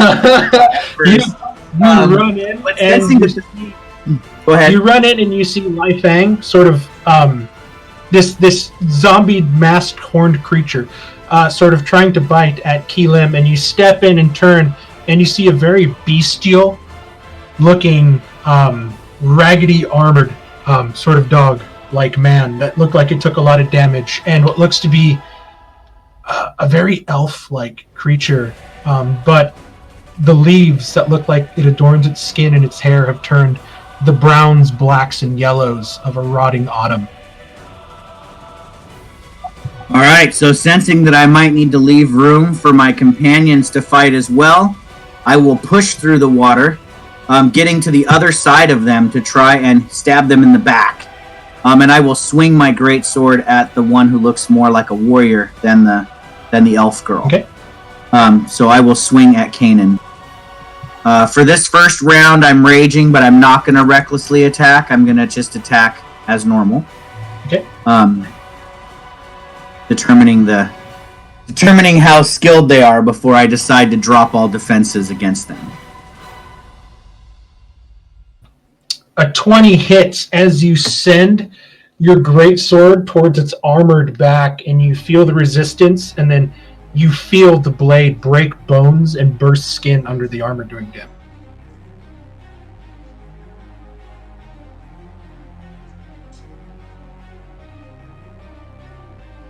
Alright, so that looks legit. That's with my rage damage added. So 11 slashing to that creature. And I will stand my ground there and call out to my companions that the undead have risen from the water. Come, fight. Relish the challenge. Taking in your surroundings, you look and you see what looks to be behind you a tunnel that looks like it has collapsed or caved in. Now just a pile of mud and rubble. All right, Sally, good to know. Sally. Can I see Lao Feng from where I'm standing? You'll have to descend further just due to the narrow slope of the ceiling as you are 10 feet up. Okay, yeah, you can move. You can move into Beta's steps, and then you can see everything from there. Peering around and seeing all the people, all the members that were slain, I'm going to cast a firebolt at Lao Feng. Okay.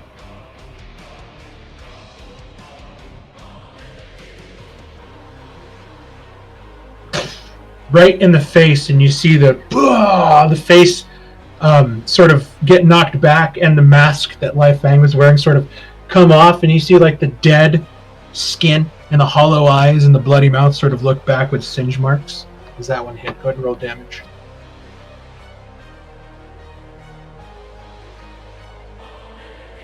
And then I back up. Okay, Beta.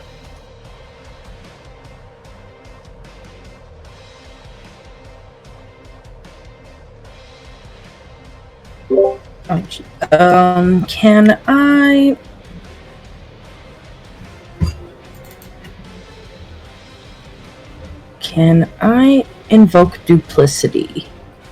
Sure. Okay, I am going to need to figure out how to double my icon. I think I can just drag and drop my little character's icon, right? On the map again, and it'll create two. Yeah, let me do it just so you don't put yourself where you don't need to be. Yeah. See it now, I'm all scared that I'm going to end up with someone.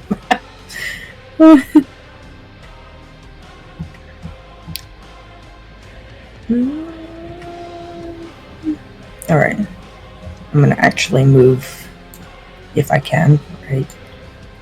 Do you have a button you can push for invoke duplicity? I just kind of want to know what it does. It's a Velos's cleric power that he had, where he put a copy of himself. Cool, thank you, Marcy. I just want to read it. It's a cool thing. Yeah. I was like, I like it. And I believe that is my action. And the other beta is going to stay over there behind Thorn. Okay. Grimdak. Yes. Lunging forward towards Key Lim. I'm just going to do a really quick. See what happens. Okay. Laser focused on the already bleeding target. This large half-orc sort of moves forward and is going to try to bash down on Keelim. 13. That misses. And you dive out of the way as his large ham fist sloops down into the water, splashing the nasty sewage water all over the place. Ending its turn. Zombie Kanan is going to turn at the large creature that attacked it and is going to try to bite one of Chani's large legs. Alright. Bring it, dog. An 11. An 11 will miss.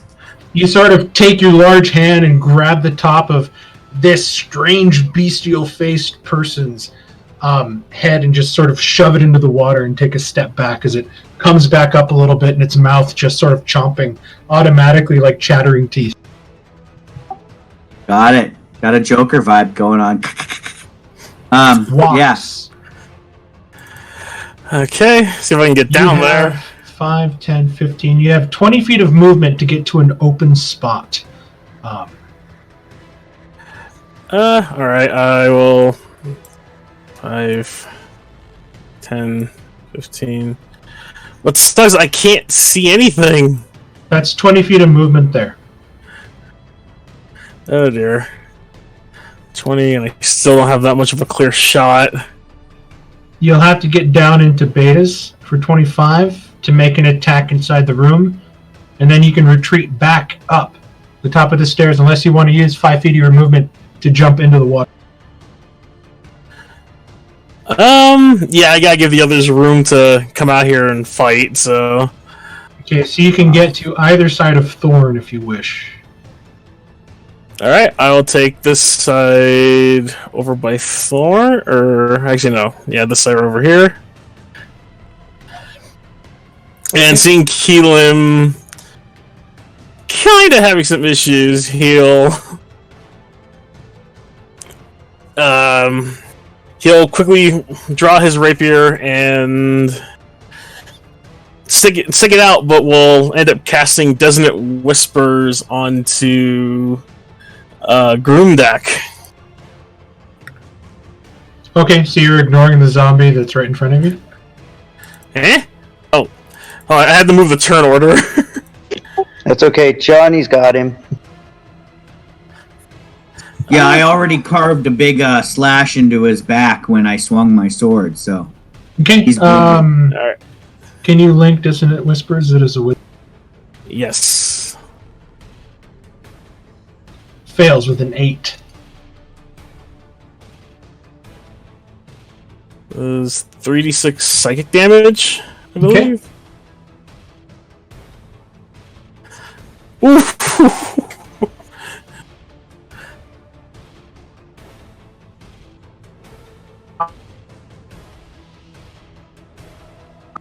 And it moves immediately into its corner. Like, give me the opening! Use it! And then it kind of hits the corner and sort of stumbles, and then turns around and lurches like, getting ready to come back in to bite. Now seeing this small, diminutive figure in the water. Oh dear. Is that the end of your turn? Yep, that's all I'm gonna do. So shambling forward, like Ultron in his damaged form early in the movie, sort of moving, is Clay sort of making its way towards Thorn, raising a large fist and then trying to bring it down.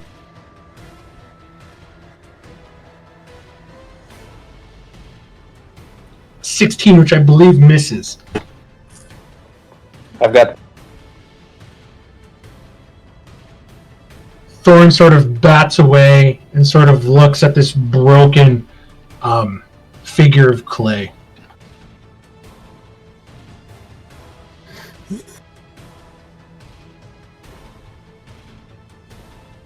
Siren. I'm gonna towards Grimadoc, since he's in that corner, so I'm gonna 5, 10 right there, and then I'm going to attack him with my rapier. Okay, Zombie Clay is going to slash out and try to punch you in the face with his left arm as you move away. Okay. 11. You sort of duck and twirl and getting ready to stab out with your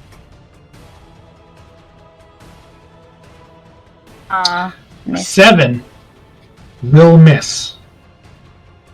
But just And as a bonus action, I'm gonna disengage. you don't need to disengage if you don't need to, because the two closest to you have blown both of their reactions. So. Okay, What about then never mind. Life I'll Fang? just stay where I am. Oh, sorry. Life Fang. Sorry, I forgot about Life Fang. So if you want to disengage and move, you can. Okay.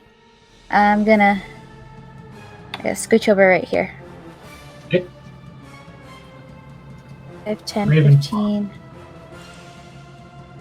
I said I was going to protect the little sisters, and they keep moving away from me.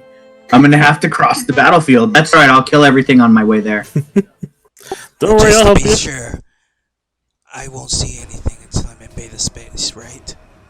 Yes, it's a very, very steep, like you're walking down an old cellar, and until you get to the bottom to look, you can't see into the room. I will jump into beta space, and then I will form a raven out of energy within my palm and send it towards Leifang. Okay. The 7 will miss as you get down and shoot it just as Sally's firebolt connects, and where your raven was aimed for the face, he watches the head snap back from the firebolt, and the raven shoot off to the side. I take a step back, now suddenly noticing the robot, and hoping that it does not strike me. You take a step back just as the strange mechanical creature seems to be preoccupied with the small rogue that just sort of darted out from its spot, using that as your chance to move away safely. Thorn.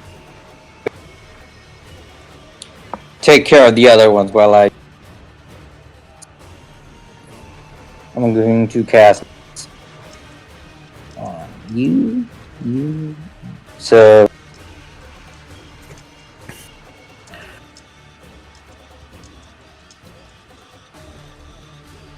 What does your blessed feel like to who gets it?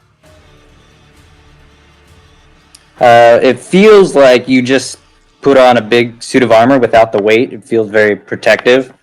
And your dominant hand gets kind of a glow with the symbol of Helm. Nice.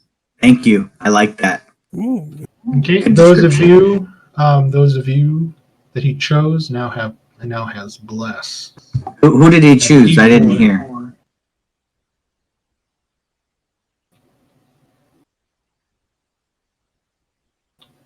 Brad, who did you bless again?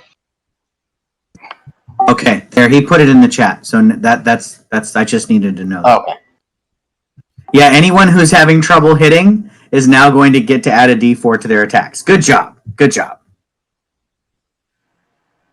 This is how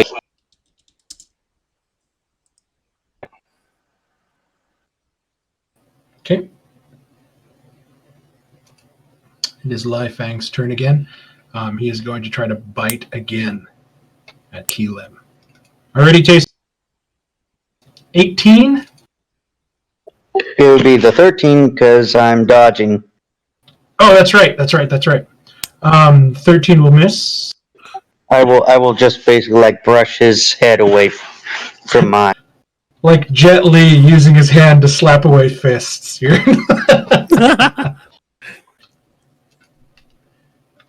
Calypso sort of turns in her strange, like rotting vegetative state towards the large creature, and is going to try to bite at Sean. 7, missing. The only person I can hit is Keelim, and he is dodging everything. I am glad you were, because you decimated Kanan in that last fight, so I'm kind of glad I'm not getting hit yet. To be fair, it was the firebolt that decimated Kanan, or the fire. No, I died by the rats, I think. Well, yeah, something hit me and then downed me, and then the rats. Fireball and rat. Yeah, the fireball downed you, and then the skeletal rats came in and finished the job. Keelim, it is.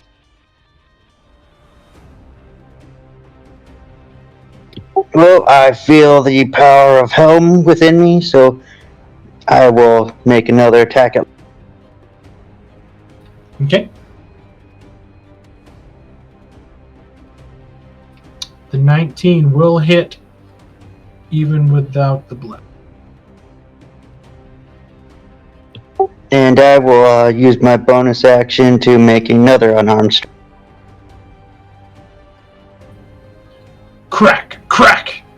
Right to the ribs both times, and you feel the skin and bone cave in to your glowing fists. Go ahead and roll. Go ahead and roll the D4. You just need a 1, which is why I was pretty much counting it as a hit anyways. But yeah, definitely hits.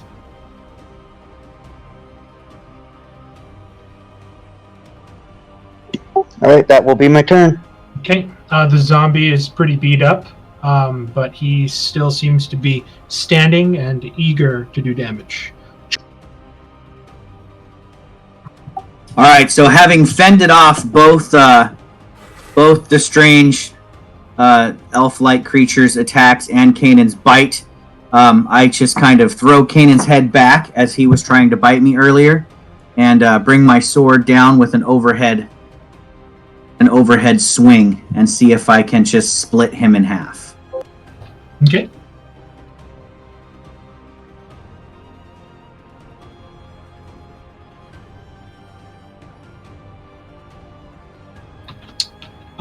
You bring your greatsword up with 2 hands and bring it down, and you watch as the zombie lurches forward into your guard and kind of hits into your chest as your arms pass around its body, almost like in a weird hug, as it starts to try to claw at you to try to get at your throat as you bring your sword back missing. All right, so I missed that swing. I'm I'm guessing that's my miss. Yes. Yeah, that's I will probably have to switch to recklessly attacking going forward in order to make sure I hit it. You sort of chest bump the zombie back as it sort of gets into you, and you sort of stick out your chest and then come back into an offensive position as it bounces off the wall, rights itself. It was just a bit of bad luck. Yep, that's fair. I am ready for the next attack. Sally. I am going to step forward and attack Lao Feng. Okay.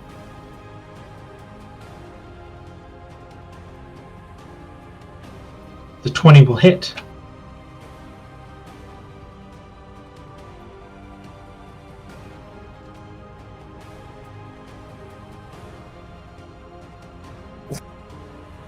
Okay, you watch as the zombie takes it and part of its face blows off, and it begins to sort of sag against the wall before it reaches out and pushes itself back standing. And then I take 10, and then I step back.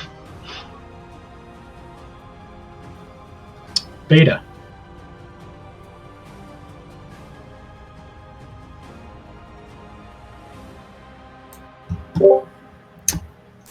I am. What?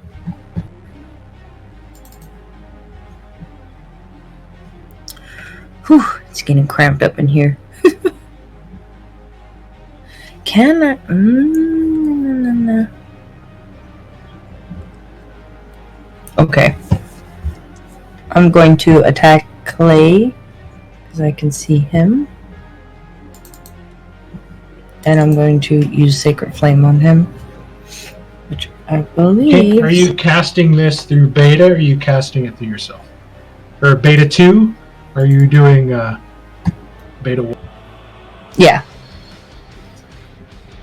So, you are casting it, not your clone. Yeah, regular, Okay. non-clone Beta. Here comes a really bad dex. 11. Nope. He takes the full damage. Oop.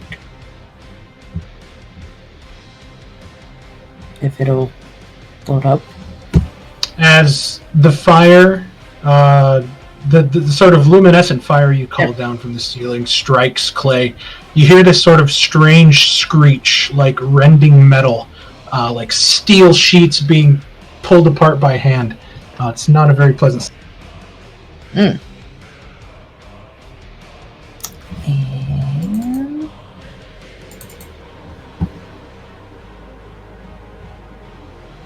And yeah, she's gonna leave her clone over there. Okay. She gets advantage. Okay. That was her action. Yep, and she's gonna stay behind Thorn still. Okay. Bouncing off of the wall, zombie Groomback turns around and sees the small diminutive figure of Beta 2 in the water, and he lifts his fist just as Siren begins to sort of twist and move around as the fist comes down towards Beta, going right through it, sending water splashing everywhere, just cascading Keelim and Siren and Thorn in poo water. The zombie has no idea why it missed. It can't. It kind of chuckles. It just looking like it's ready to attack the small figure again.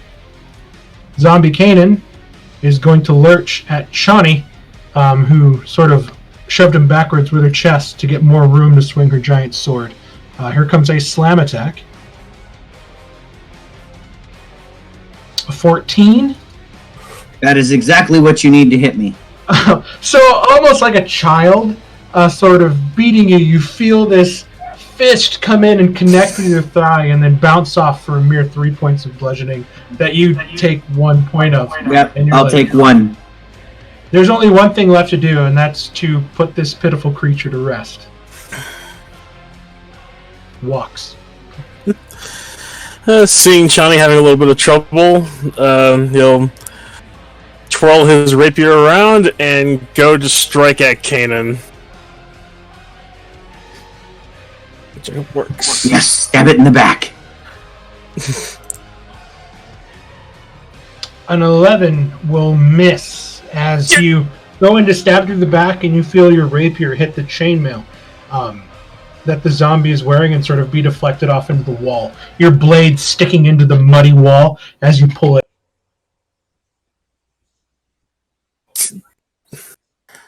Oh, damn it!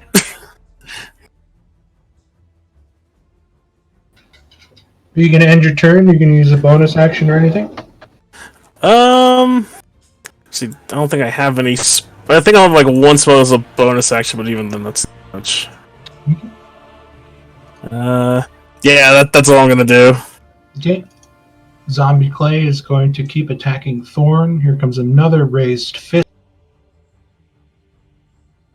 20.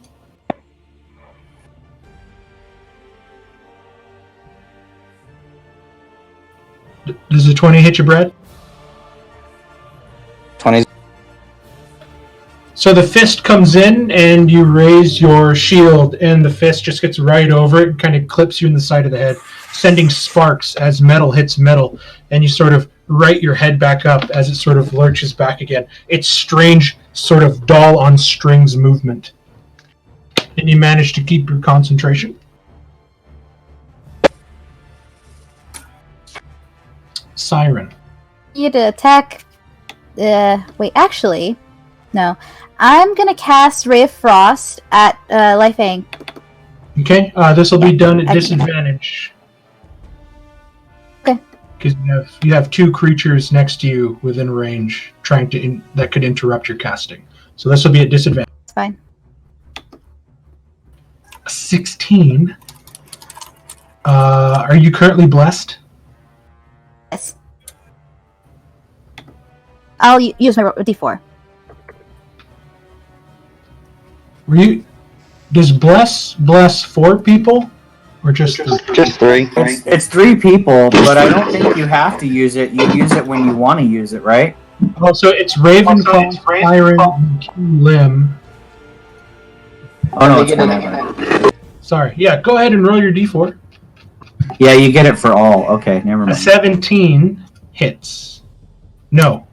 Okay. I believe it's 18. Oh. I believe it was 18. It is 18, sorry. Okay. You shoot, and even though you feel it's true, just as it's about to connect to the face is when Sally's other firebolt connects, sort of shoving the zombie back out of the way. Well, it's the way the battle's going. You're going firebolt, and she's like, Ray of Frost, and then your firebolt connected first, and it just missed it at the same time. Well, technically, this is all happening at the exact same time. Yeah, it's all happening at the same time, so as his head snapped back from your firebolt, the Ray of Frost just came in and shoot the wall, sort of casting. Sally planned it that way to stab you in the back, Siren. She planned it. She planned it that way so you would got it. Right. Alright. Are you going to stay there? I'm going to bonus action disengage and go 5, 10, 15, 20. Okay. Behind Johnny. Yes. 30. Yes. Now, wait. Is it difficult terrain? It's difficult terrain, so you go 10, Okay, I'll go 20, back. 30 will get you. 30 will get you to walks. So 30 will Go get to you walks? to Yeah, okay. Because that That's was fine. I'll be there. 10, 20, and then 30 feet. Okay, Ravenclaw. I will step forward once more, but this time I will aim for the robot. Okay. You watch as Ravenclaw comes up and shoots Thorn. And I believe this will be a disadvantage since he's right next to me. Yes. You're shooting him?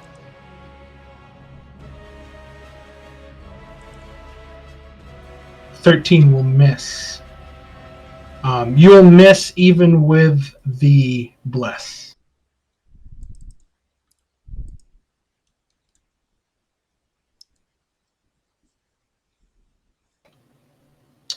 As Thorn wades into the water, getting ready to join the fray from the bottom. Or sorry, Ravenclaw. It's at the end. Technically, Clay only has a 19. Since he's dead, he doesn't get his defensive fighting style. Okay, Thorn, it is your.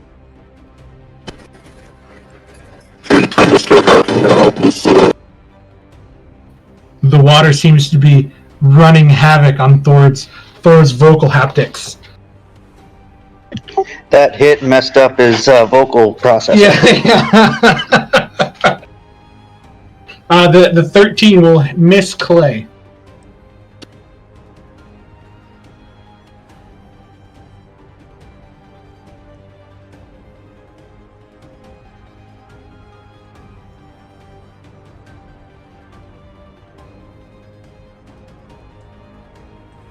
Okay. Lai Fang. Lai Fang is going to try to bite again at Ki Lim. Missing with its fist, getting in close enough to try to nod his shoulder. 18. God dang. Give me another Constitution saving throw. Okay. Hey, am I need to refresh because it looks like Ki Lim is here. Oh, he's moved now. Never mind. Ki Lim's here, and this is Ravenclaw. Yep, I guess I just had to click something, and then people started moving on my map. I don't know why it froze. Getting ready to try to attack Chani, just as the water splashes, as Seirun sort of jumps in, the zombie Calypso sort of turns its head, opens its mouth, and tries to lunge at Seirun's exposed neck. Siren, goddamn it. An 8, missing as you twirl again out of the way, graceful, even in this deep water, as the zombie sort of misses, sort of clamps its mouth shut, and then kind of jerks backwards. Top of round 3. Alright, I'm going to try and finish off Lai Fang. Okay. Bonus action. That one, crack, connects right into the top of the jaw, and you hear the bones break as the head goes backwards. So you need a DC 11 Constitution saving throw. Oh man, you uppercut and you feel the bones break, and you see the skin stretch as the head disconnects from the vertebrae, and it just hangs backwards, and then he falls into the water limp. May you find your afterlife. Sleep. Did you just like rock'em sock'em robot? As Lai Fang begins to sink into the water due to his heavy armor. Alright, I will stay here for now. Okay. Chani. All right, sensing that my allies that may get crowded by this group of 2 zombies over here by me, I need to quickly finish them off. So I will drop all regard to my defenses, as I will attack recklessly against Kanan at this point. Okay. Trying to get rid of him, watching as Walks' rapier is being pulled out of the muddy wall. So I want to make sure that he goes down and doesn't get a chance to take out my allies.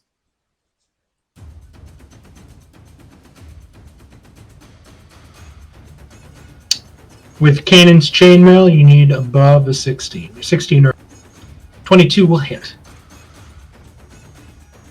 Doing, was that max damage? That's almost max damage. But yes. Okay, so he needs to crit this, I think, to be able to survive. 14. All right. So, yeah, with no regard to my defenses, I just swing the sword high and lop off his head, hopefully. As he drops. You swing it high, and then you slice him from shoulder to groin and cut him cleanly in 2 as he kind of slides apart. And sorts of begins to float, but starts to sink as half the chainmail on each side sort of drag him down. And I'll put a mark on me there, Mark, for you to just know you have advantage if you try to attack me. Sounds good. Sally, the stairs are clearing up as more people are wading into the... If I stand there, can I see Groomdak? No, you have to get into beta space to be able to see into the room due to the sloping tunnel-like ceiling. Okay. So I stand there. I see Clay's next to me. but I see Groomdak is in the distance, and and he's more injured, and I'm going to let the robots fight. I'm going to attack Groomdak with disadvantage. Okay.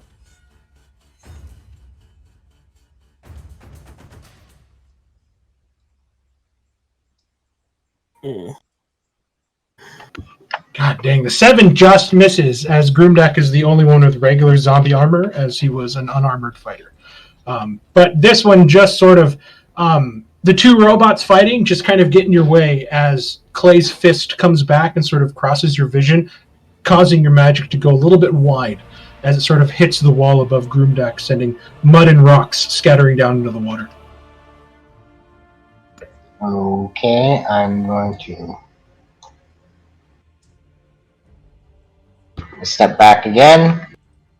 The fist comes in and hits the corner, and you hear the snapping of metal and joints as the arm kind of goes limp a little bit, sort of breaking itself on the wall as you step back. Next attack on this guy. Okay. And that's my turn. So,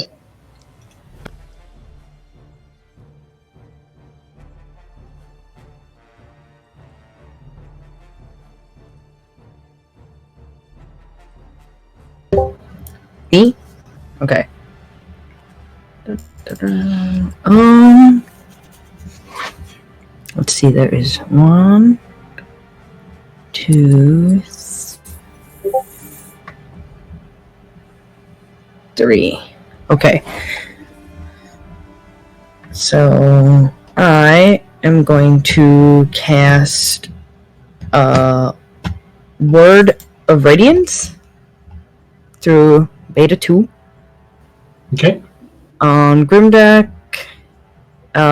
Clay, and I believe I can cast it on Calypso too, because she should be in line of sight to either of us, actually.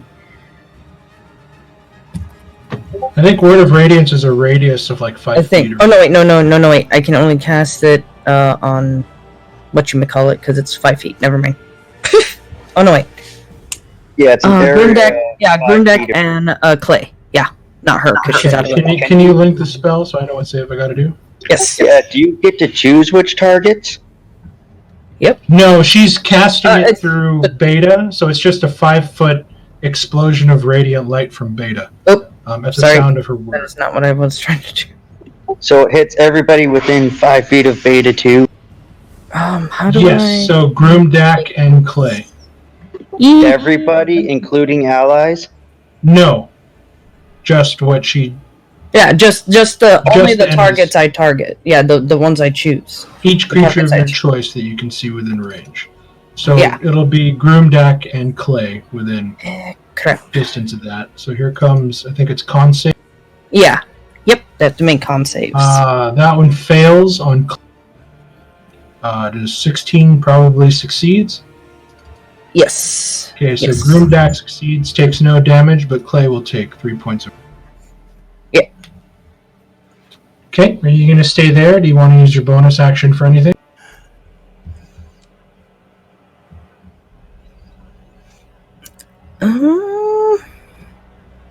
Regular Beta's gonna stay there. Clone Beta's gonna stay right where she's at too. Yeah, I think I'm good. Okay, Zombie Groomdak is going to again try to punch through Beta 2, missing, splashing water again. Kanan is dead. Walks it. As I pass you, god damn it. It is your turn, Walks. Alright, seeing Kanan sadly fall, he'll give a quick thumbs up to Chani and will. Should. Yeah, might as well. We'll move down to about right here and sadly try to put this one down. Okay. Oh dear. 24 will hit. Good roll damage. Whew. It helps when I splatter you with the blood of my enemies, right? That just kind of gave you the needed incentive to fight really well. Okay, so you didn't set that up right. So it's going to be Wait, I did? 8 plus 4 for 12. Doing massive damage, but not enough to kill. I thought I'd set it up earlier. What the hell? So remember, your crit damage is always a full D8. Just put in the number of the maximum die roll.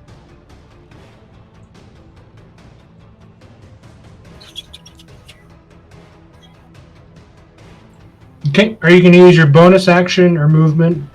Any more of your movement? I think you only have 10 feet of movement left, which moves you 1 square. Let's see, can I actually do this? Haven't played the Barton forever!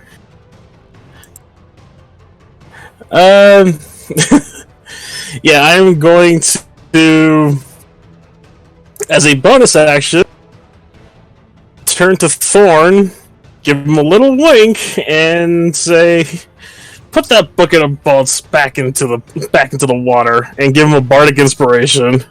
Okay, so this is a D6 that he can use for what? Attacks and saving throw? See, creature done 10 Okay, minutes. while you figure that out, I'm going to attack Ravenclaw, who tried to shoot magic at Clay with a slam attack. Since Clay has no mouth, he cannot bite. 12 Ravenclaw. It misses. Okay. Siren. Yeah, one ability check, attack roll, or saving throw. Okay. Alright, I'm gonna go again with the rapier. Just die already! Nope, nothing. Oh wait, I have it. Yeah. Do I still have the D4? Or does it already go away after like a certain time? You still have it until Thorn loses concentration or drops it. Yeah, or 10 rounds pass, but I think we're going to be done before 10 rounds pass. Yeah. With the 16, you go in straight for the chest, and then you feel it hit the armor still on this creature's body and shoot off to the side, just not able to dig in with a 16. Alright, and then cutting action, disengage, and go behind Shawnee. Okay. That's right. I got it, girl. Ravenclaw. Is there still advantage on him? Against me? Oh no, there is no more advantage because his turn was up. Oh, right.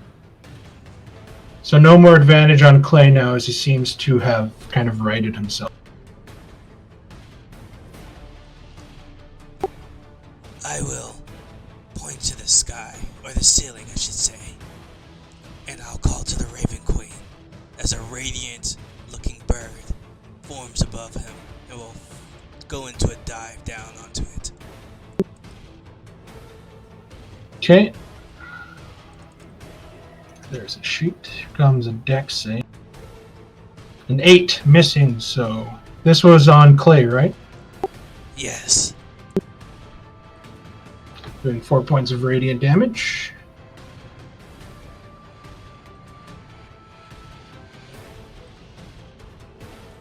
And that will be my turn. Thorn.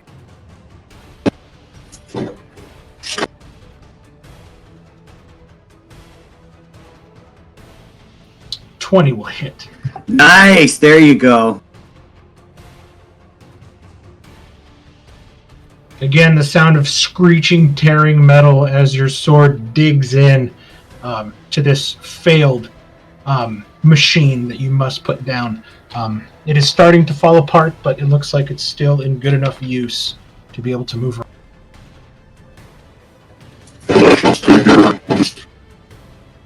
Okay.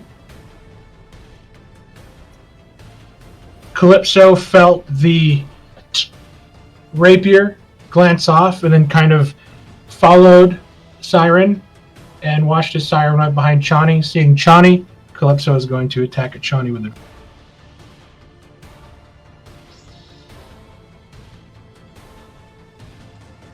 Missing with Nice. a 7. Feeling sort of disoriented, with heat signatures behind her and in front of her, the zombie that can't think just doesn't know which to attack. Top of round 4, Keelim. I'm gonna throw one of my coffee. No, I'm just gonna run up and beat him. Okay. On second thought, I'm just gonna Be run gentle. up and beat Be him. gentle on him. 18, crack, right to the face. Bonus action, and I'm.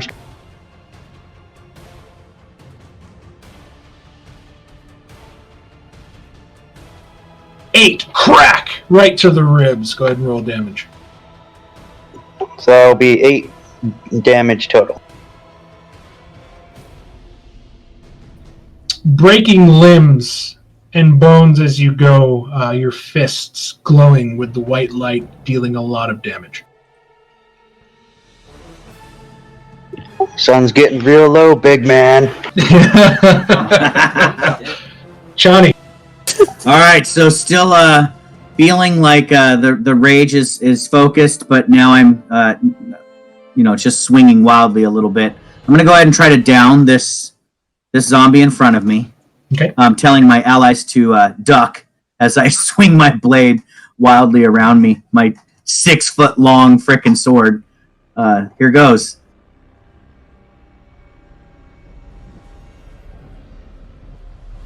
Oh my god. Dang, the 12 will miss. All right. Well, giving I'm using not real skill, just kind of wildly swinging my blade around. As you angrily step into this swing, trying to decapitate this zombie, your foot slips on something that you're not quite sure what it is. And you sort of almost go off balance as your sword swings out, hits the wall, and you just see this large rent cut out of it as stone and mud just starts cascading down into the water with the fury of your swing.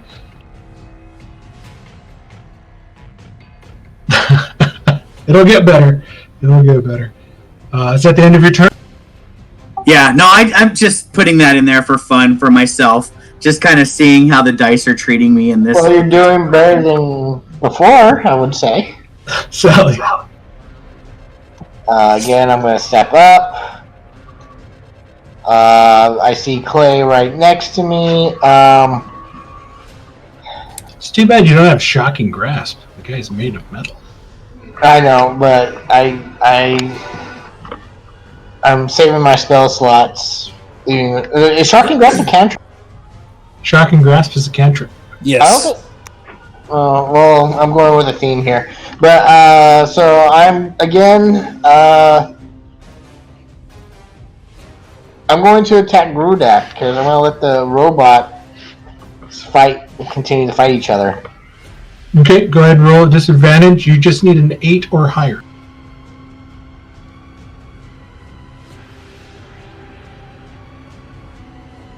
What the fuck?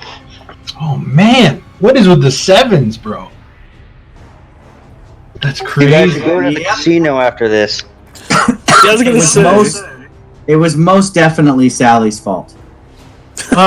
Sally, there's a moment where you step in and you shoot your firebolt as Clay's hand comes in again, and this radiant bird dives down in front of you, causing you to sort of flinch and winch, kind of backwards as you cast, causing your firebolt to go wide. Okay, I'm gonna step back. Again, the sort of somewhat sloppy fist that broke last time kind of tries to whip out at you as you sort of duck it and move back. I assume you have a higher AC than 10 this time. Yes, I have a higher AC than 10. Okay. Even the 10 would not have hit Falk. You really worry me with your low AC characters. I have shield now because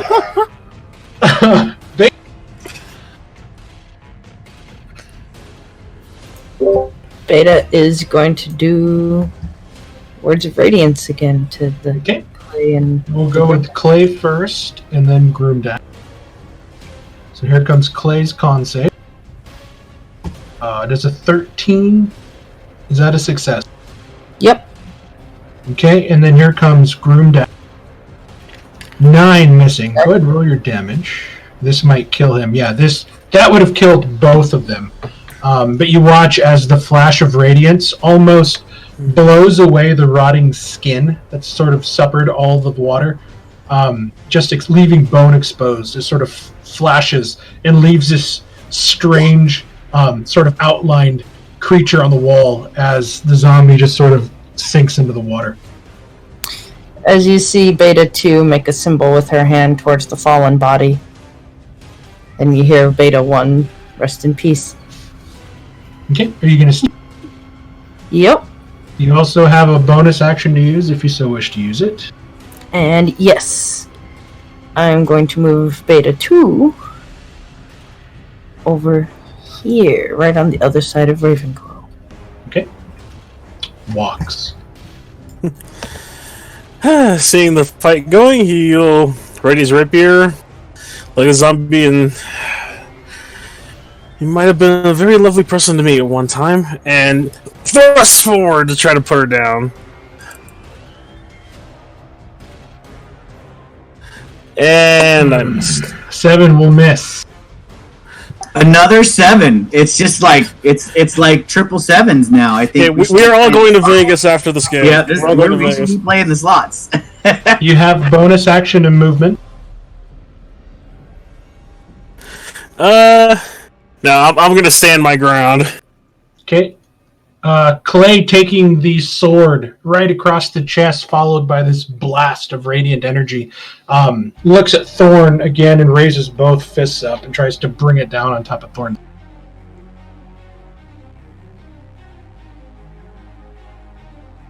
"12 missing as you get your shield and bat away the sort of ineffectual attack. This thing just not posing a threat to your heightened robotic senses. Siren. I'm gonna cast Ray of Frost at Clay. Okay. Okay. I miss. Actually, I have a D4. Even with the D4, Even if I did, it wouldn't hit him. You'll need a 19 to hit his armor figure. Yeah. Okay, that's fine. I'll just stay behind Chani. Okay. Ravenclaw, you watched as Clay swung at Sally, who dove in. Oh wait. Don't let me say that. He has his reaction back. So you sort of want to take a step backwards to get some space, but then you see the head sort of snap towards you, aware. Whispering to the Raven Queen once more, I snap my fingers, and a cacophony of Raven caws echo in its ears. Was I the only one that heard cacophony? I heard it as well. I heard it too. Yeah, I heard it too. That's why I was like, is that a play on pun wording, or is that unintentional? That would be a good Avelos joke. Oh man, that would. God Okay, damn it. here comes. Need to play Velos again, Doug. Okay, Not here comes. first. Oh fuck! How did that happen? Okay. Apparently this he cannot hear anymore. So the tolling of bells has no effect on Clay. I do like cacophony though. That made me laugh so hard. That was perfect. Listen to my cacophony. Is that the end of your turn? That is. Okay, Thorn.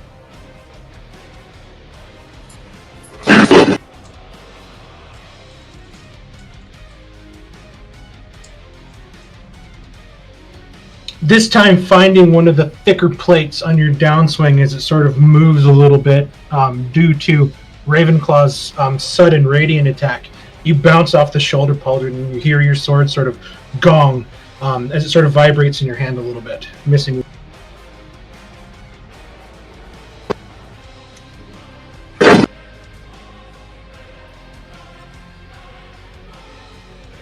You know what? Just because it's fun trying to eat Zach, Calypso's going to turn around and try to bite Walks. Eep!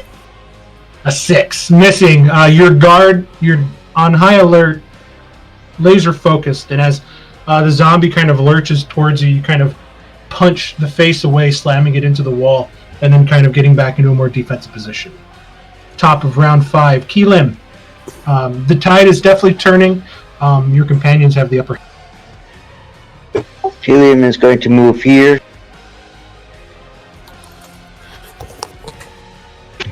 And he's going to attack Clay. Okay. You and I were very similar. Bonus action arm strike. I prayed for you all the same. Both, again, hitting the very hard plates that sort of ingrain Clay's body. Unable to push through it, even with your very seasoned fighter's fists.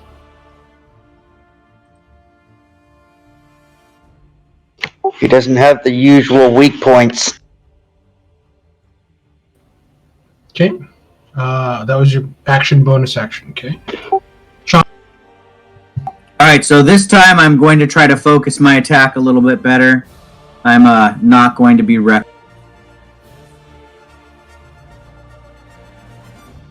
and I will just attack Calypso here. Is that Calypso? With Yep.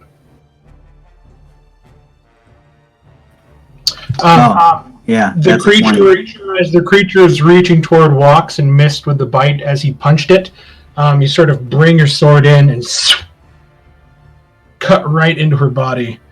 Oh, there's no way I'm going to make this save. It's a 17. Oh, wow, that was close. And you sort of barely feel it. Walks, you barely see it as the sword cuts through the neck. And Chani pulls it back and sort of swishes it around her head, sending the blood flying against the wall as the zombie wobbles and the head rolls off the body, splashing into the water as the rest of the body sinks with the weight of the armor.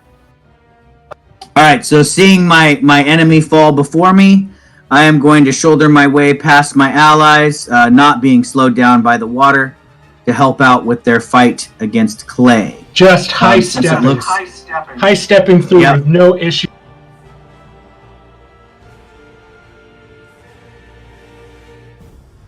So I will move all the way in the corner, just kind of basically holding my sword out in front of me, keeping everything at bay.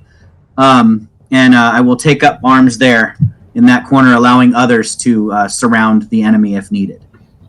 Sally, you hear a war cry and a couple splooshes, and then you watch as Chani begins running past, or you hear large steps running past through the water as you begin to make your way down the stairs.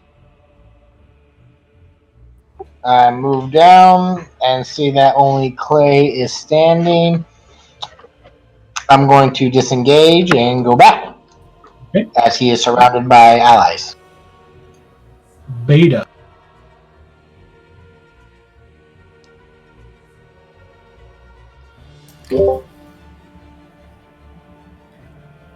Beta 1, first beta up here that's closest to Clay, is going to cast Word of Radiance on him again. Okay, this time you're casting it on your own body? Yep, from number 1. What is your Word of Radiance? What does it say? Yeah, what is your word that issues forth this word of power from you? What do you say? She says, "May you know the voice of Beada." It's definitely more than one word, but we'll go with it. Well, yeah, she'll just say Beada. Go ahead and roll your damage. You need a 5 to kill him out. Where is it? Come on. Oh, you serious? Clay is just barely alive. Oh my gosh, this is like...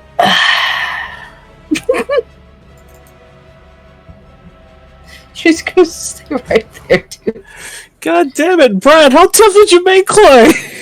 You actually watch as the radiance sort of burns through his body and kind of blisters the plate and the strange organic flesh that make up the tendons of Clay's body.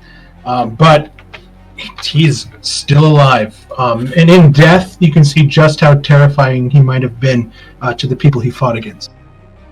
Now just imagine Thorn is the more aggressive one. I know, right? Yeah, that's what I'm worried about. Marcy's at the end of your turn. Oops. Yeah. She's gonna stay right there. Beta's gonna stay right there, and Beta 2's gonna stay over there. Okay. Walks. Oh boy. Can't believe this thing actually survived it. He's gonna shake the rapier off, look over, and sees Clay standing there. And he'll hold his hand up. And he yells out, "You're the reason baby gnomes cry!" and casts Vicious Mockery. Okay, here comes a wisdom save. Fails. You only need a 1. That's good, because it's literally, I think it's a D4. So if it rolls lower than a 1... I don't know what to say at that point if you have a negative. You watch as Clay's head begins to sort of like move around and turn quite fast before it eventually like sort of breaks on its own accord, the head hanging somewhat limp as the large body splashes. No saving throw for Clay?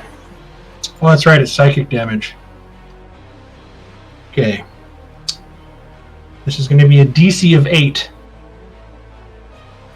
Head hanging limp. He is still alive. What? that insult usually works. That they never. And just fury. He's gonna go 5, 10. He's marching up with his rapier in hand. Can maybe sense a joke would have been running up? Clay is going to shoot out at you and try to punch. With a 12. That's 12 will miss me. Oh, that was against walks. Oh, okay, gotcha. Yeah, that's a miss. Siren, your meat shield has ran away from you. Well, that's because I killed everything next to you. It's okay. I'm gonna throw down my rapier, pull out my short bow, and try to hit from where I am. Okay, so keeping the blade out of the water, you those of you that can see watch as Siren sort of flicks her wrist and throws her rapier, and it sticks into the mud. As she unholsters her hand crossbow, cocks it backwards, lets loose, hitting with a 21. Woo! 6 piercing to the chest. Plus sneak attack. If you're a rogue, because you have allies next to it. Let me. Oh, you haven't been rolling sneak attack, have you? Oh, I have it on there, but I don't have it toggled. Okay. Here it is. He definitely failed the con save. So this one flies through and sort of hits right in the chest and sort of causes all the plates to fall apart. This time, Clay is not able to endure and splashes down. Walks, you distracted it while Siren shot it in the back. I like it. I'm a bit upset the Vicious Mockery didn't work, so he's like holding his rapier up with the butt. It's like, I'm gonna beat this thing down. That didn't work. Maybe she found the one chink in his armor. That was very impressive. Thank you. This is with the bow. Now she goes to pick up her rapier and kind of shakes it off, like, it's covered in... Beta 1 and I'm gonna have to watch Beta 1 and Beta 2 both give thumbs up. You can come down now, Sally. It's safe. I come down. I start to come down and say, we should search the bodies. Perhaps they still have their gear that we can use. You begin to lift up the bodies as they sink, and you see that they're only wearing their armor. And you see that the shields that they had, those that did have them, were sort of strapped and buckled into their hands still. None of them had their weapons. None of them have any sort of possessions on them, no bags, no satchels. You take a closer look at the body of Kanan that was cut in half, and you see that he is missing a good portion of his vital organs. Curiously, you guys go through and sort of lift up chainmail and armor, and you see that there are large open gashes in the bodies where the hearts have been taken, the livers, the kidneys. Oh dear. necromancy work, maybe? It seems one is missing. So be prepared. I will stand up now and say, congratulations, you just met your predecessors. What, these lot? Well, they must have. No, I refuse that. Not these. Can't be it. Sally, is this true? I will Yes. let the rage subside and return to normal. Yes, these all but one are the one. No, everybody here that you've just killed was part of our party, part of our previous companions, except for one, for which I do not see. She's probably deeper. And what can you tell us of this one that we do not see? She's just a tiefling bitch that doesn't know how to keep her mouth shut. Why don't you take your own advice and shut your own mouth? Wait a minute. I think I heard someone that fits that description give a speech not too long ago. But I against the cops, I guess. The coppers. I think she was arguing against the control of the guilds in the lower city, and that the people should stand up to them. But since that doesn't pay very well, I quickly turned my back on her. And you're saying that she's the one who's missing here? Yes, I don't see her body. So, Look and make sure if it is her time to die, or if it is still her time to live. Wax will go up to Kilo and be like, wait, you mean that beauty that I heard about? That mistress? She was with you? I walk over to the body of the only one that managed to hit me, which was Kanan, who did the single point of damage while I was raging, and I just kind of stomp my foot into his face and bury him into the mud. Muddy water. He sinks into the water even more. Wretch! I'm just gonna squish him down. Mark, is A minute has passed, and you guys watch as Beta 2 sort of follows around the small form of Beta before eventually, like shattering glass, the illusion leaves. Mark, is this... It looks like there's two passages here.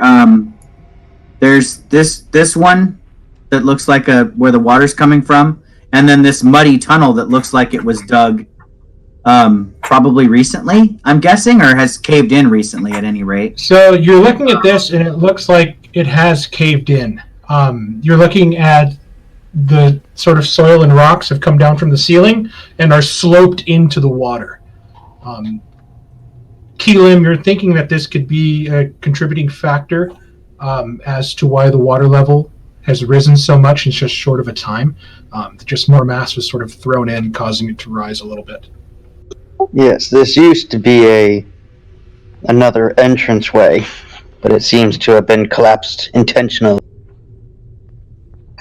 Well, short of having a bunch of diggers with shovels, perhaps some dwarves around, maybe we should go through the passage that's already open, because I don't think we could dig that one out.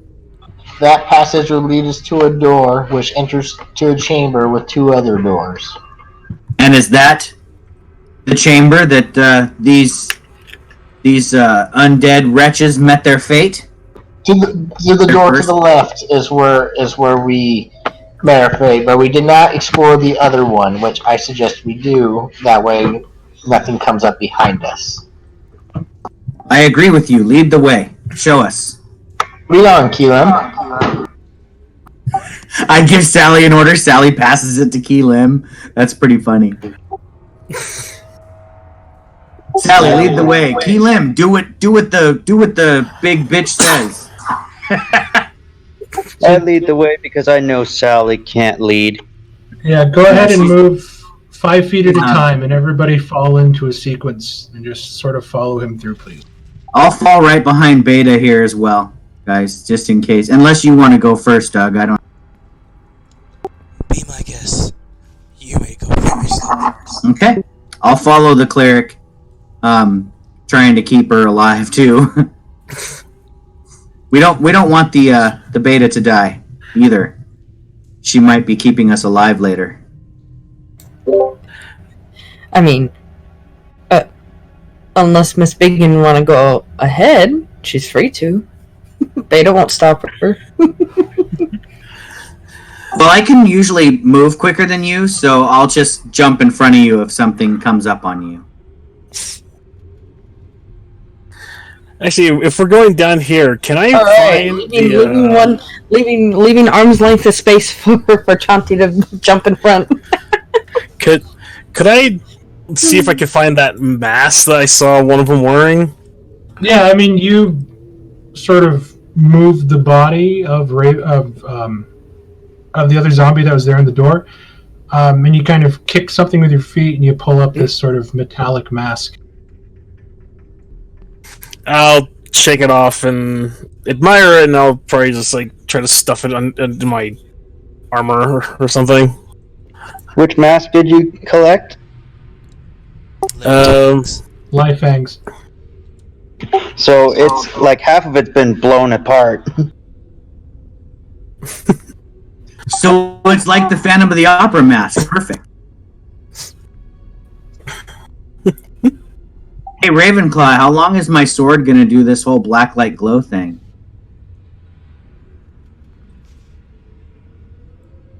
Well, 1 sec. I've never cast light. I'm gonna look at the time frame. It lasts an hour. It's an hour. Okay, perfect. So you said it's only been a few minutes since we came down here, so.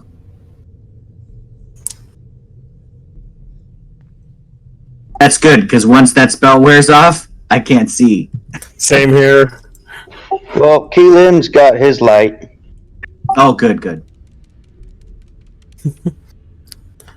I have torches, but I just realized as we were as the vision went away that I don't have a one-handed weapon other than the dagger I just picked up. I have a couple of other daggers, but they're for throwing. So I hadn't given that thought. I don't have a one-handed weapon, so I can't do a torch and a weapon. Okay, Keelan, stop there.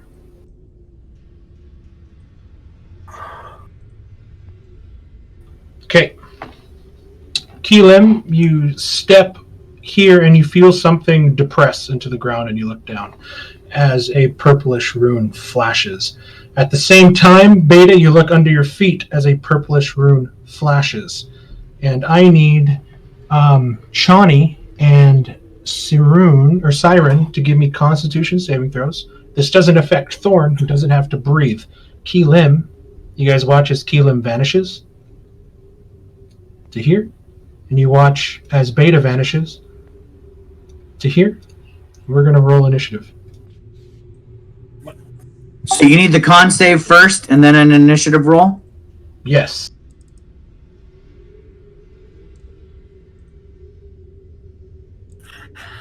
Okay, I just wanted to check my danger sense, see it doesn't apply.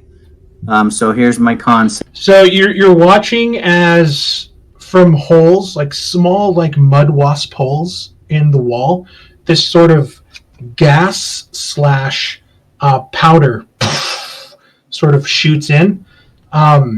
Seeing it, both of you clamp your mouth shut, and then you watch as Thorn just sort of looks around, unaffected.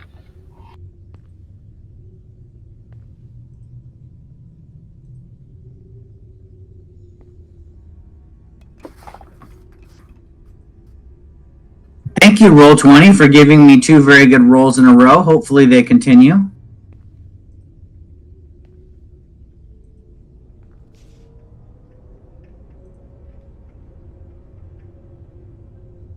It's a trap! A tarp? It's a tarp! That's a wrap.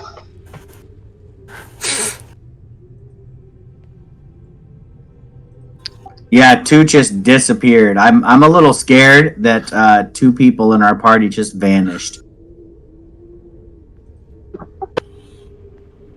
And one of them's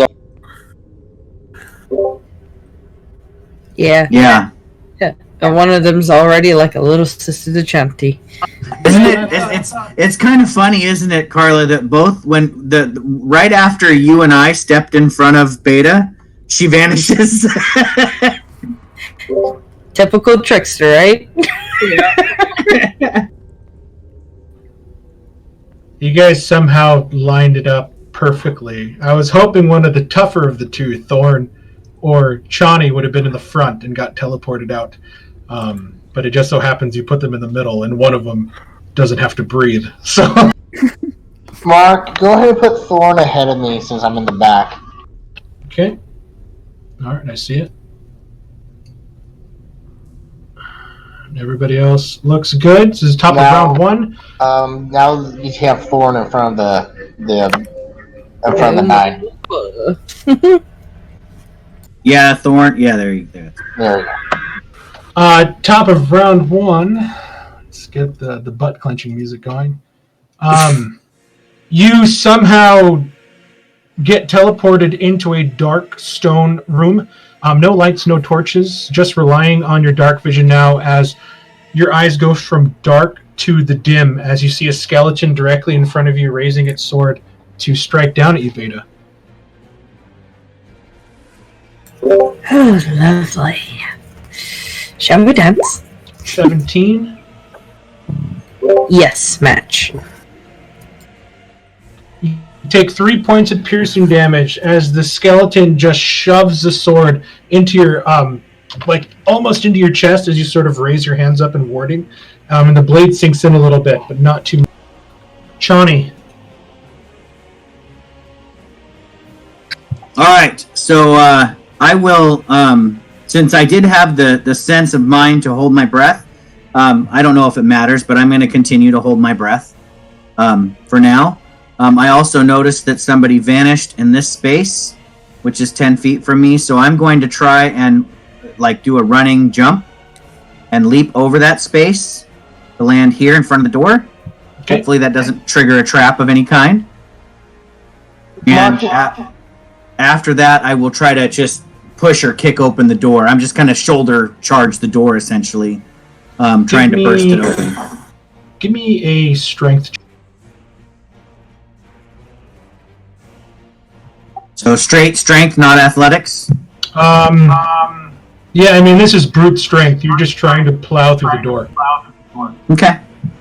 I am not raging yet, so I'm going to just roll it. The door gives a little bit, but then it kind of flexes back. You're thinking that there's something on the other side keeping it from fully opening. But it creaked, and it sort of moved ominously, like a little bit of damage, and this thing could be shattered easily. All right, well, is that my action, or do you want me to use my action now, or do you want to consider that my action? That would have been your action to try to break the door down. Okay, fair enough. I was going to just strike the door anyway, so that's basically what I did. Okay. Cool. Chris, what were you going to say? Did we see a puff of anything that rounded the corner? So us three in the back didn't see anything, or? You guys heard muffled screams, and you saw a flash of light here, but there's no puff of smoke or anything. The most that's happening right now is Chani, Siren, and Thorn look like bumblebees covered in pollen, and it smells strongly. Okay. Ravenclaw. I would call out to you, Siren, but I'm holding my breath, so I was going to try to roleplay that, but I can't really yell and keep my breath held, so I have to let it go. So walking up, I see this pollen-like substance around them. You see a sort of haze, but you're thinking that it was a one-time thing, as the thick pollen and smoke settled to the ground.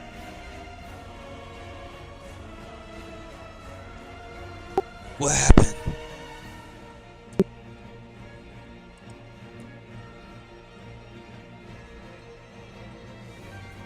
You turn the corner just as Chani charges at the door, hits it, and kind of gets rebuffed a little bit. Seeing that, I will just call out, "Stand aside," and I will form a raven out of energy and fling it at the door. Okay, go ahead and make an attack.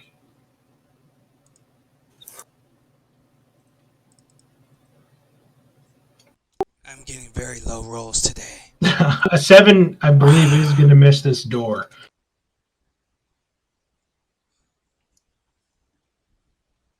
That will be my turn for now. It's one hell of a door, man. It is like the door hits a little. It hits and it sort of bows again. Just not enough damage with that blast. Keelim, you find yourself in a small 10 by 15 room. You look and you see what seems to be another entryway that has landslide and caved in. Again, up to about a waist high in water. What would you like to do? I don't see any other way out of here except over there. I'll see if there is another way out. Okay. Go ahead and give me an investigation check. And I'm going to use my inspiration for this. Okay.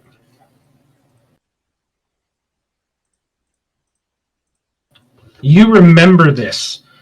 You remembered that Kanan found a hidden door here because you guys passed through this room. The adrenaline causing the memory to sort of jump into your mind. As you sort of run your hands along, you find a groove on the south side. But it will take your next turn to open it since you used your action to openly investigate. All right. I will just come over here and find it. I'm also going to dispel my light. Okay. Turning your light off, you are now in the dark. Fortunately, I was born in the dark. All right, that'll be my turn.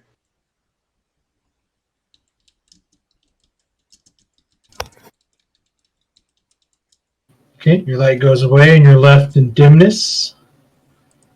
Walk.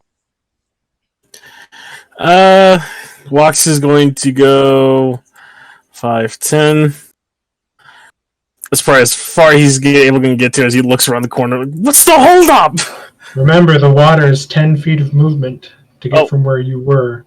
So that's 15 feet to the base of the step. All right, 15. Yeah, just like, what's the holdup? So if you wanted, you can get just in front of Siren. Yeah, he's going to push his way to get to the front. Okay. You still have your action, bonus action. Should you wish to use it? No, I'll be fine. Okay.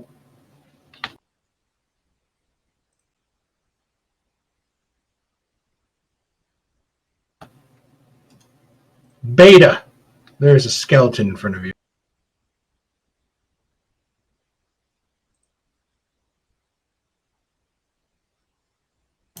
And she would like to attack it. Where is it?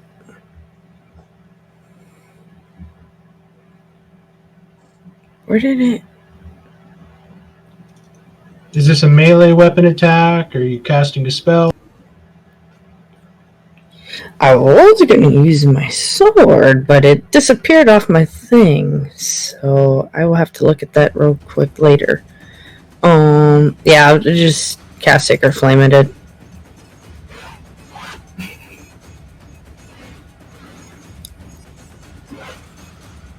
What the heck? If it 21. Yep, it doesn't. Nothing happens.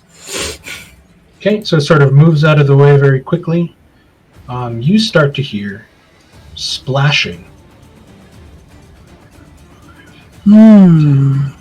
15, 20, 25, 30 as light, torchlight begins to flood the tunnel. 5, 10, 15, Oh, I found it. 20 as a masked humanoid figure comes running at you with a raised scimitar and a torch, ending its turn. Siren. I'm gonna... 5, 10. There. And I'm gonna try to help Chani open the door by, I don't know, try like slamming into it as well. I don't know if it's good. I'm not that strength, but are you going to use the try help action? Are you going to use the help action? Do you want to try to shoot the doorknob off with your hand crossbow? What would you like to do? Just give her the help action. Okay.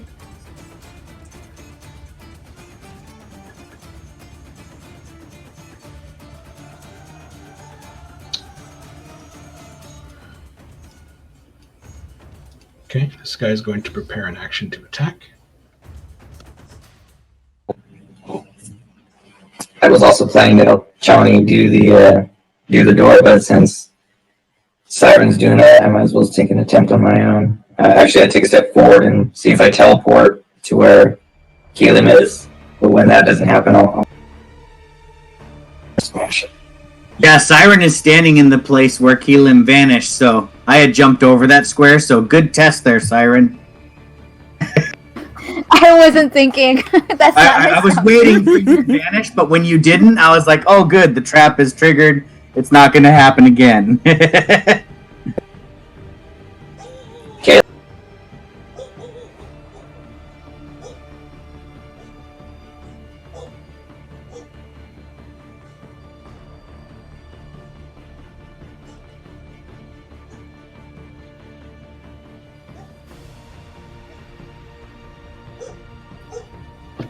Coming through, you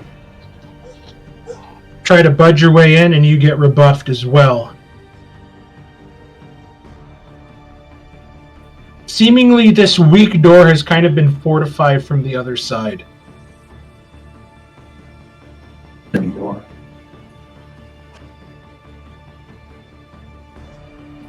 Okay. Sally.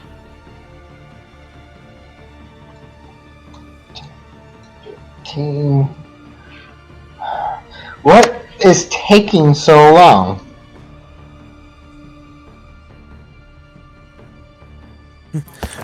Oh, hold your horses. We're trying to get something open.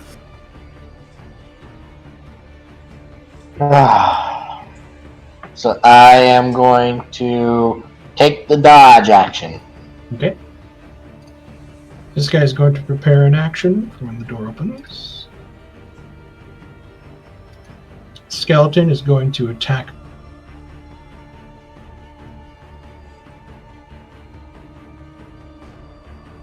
$14, I think, misses you.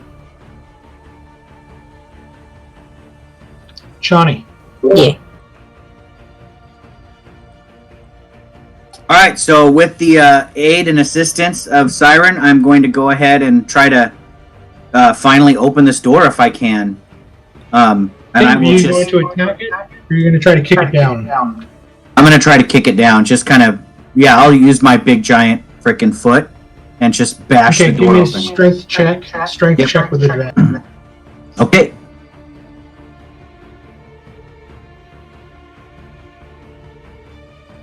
$15. Crack! You watch as the door handle breaks off, the door swings open, and as the door swings open, you are sort of covered with torchlight as two individuals hold out their hands, and you watch as a dark skeletal hand shoots out from both of their hands towards you.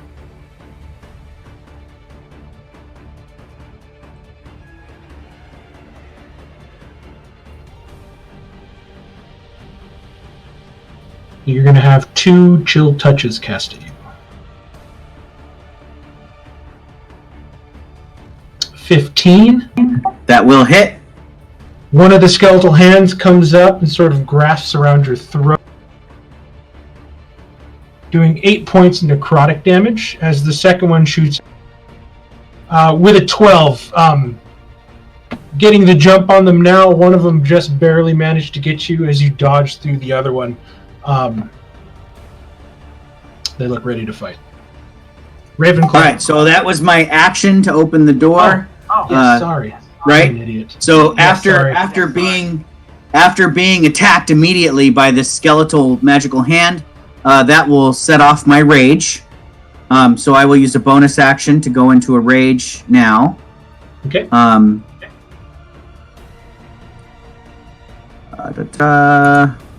And then I will move up to them.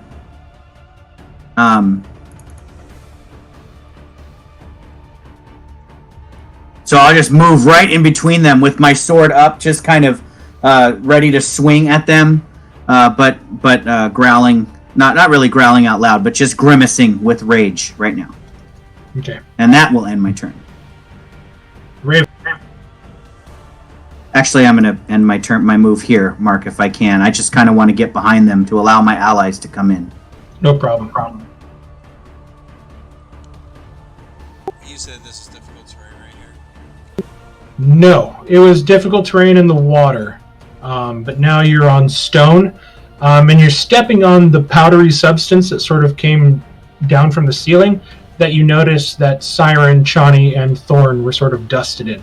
But now you're just on regular dry stone.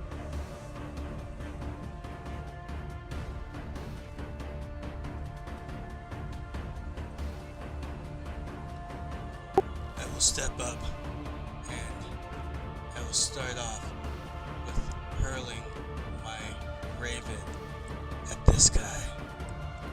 Okay. You get a closer look at him, and you see that he's wearing what appears to be black leathers underneath their cloak, and you see these strange masks that they're wearing. The 16 will... So it will hit? Yeah, the 16 will hit. You don't have disadvantage on these. As it hits, I just say, "May the Raven Queen stop you!" And it's gonna push him 10 feet back, which he's against the wall, so it's just gonna force him up against the wall. Okay.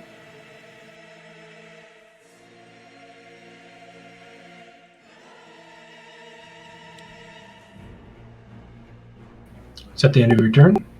Yes, because I did not have enough movement to move back without ending in someone's space. Keelan. I'm going to proceed through this. I'm going to use my action to open it.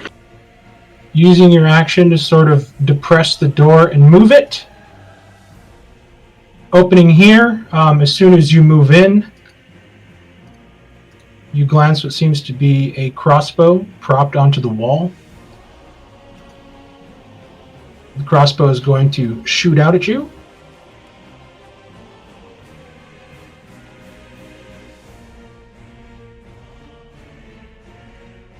"12 as you dodge out of the way. The one piece of ammunition in it sort of spent, and you hear the sounds of fighting and splashing, and what sounds to be a smaller woman that you know to be Beta's voice, sort of grunting and calling out.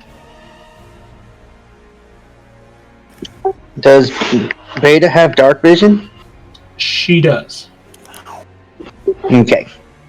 And you see what seems to be torchlight flooding this small interior chamber in front of you. Kind of hear hissing. Now we'll move here. And I will throw one of my coffin nails at this skeleton. Okay, go for it. I'm curious, would I... No. The crossbow probably would have alerted them to...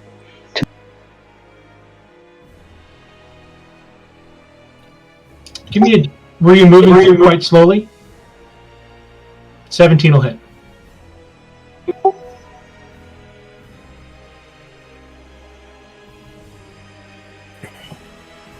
Coffin nail just sticks into the back of the skeleton's skull.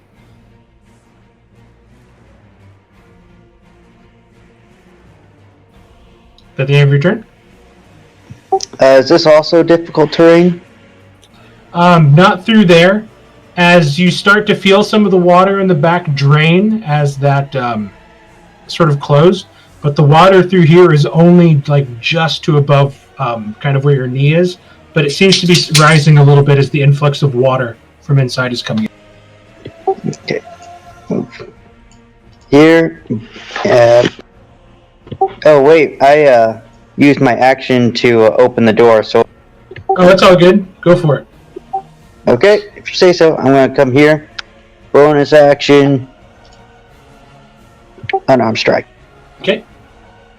7 will miss. As you run up on the skeleton, you see it's wearing just a mishmash of rusted armor that have been kind of like sewn together just to give it some sort of stability in battle.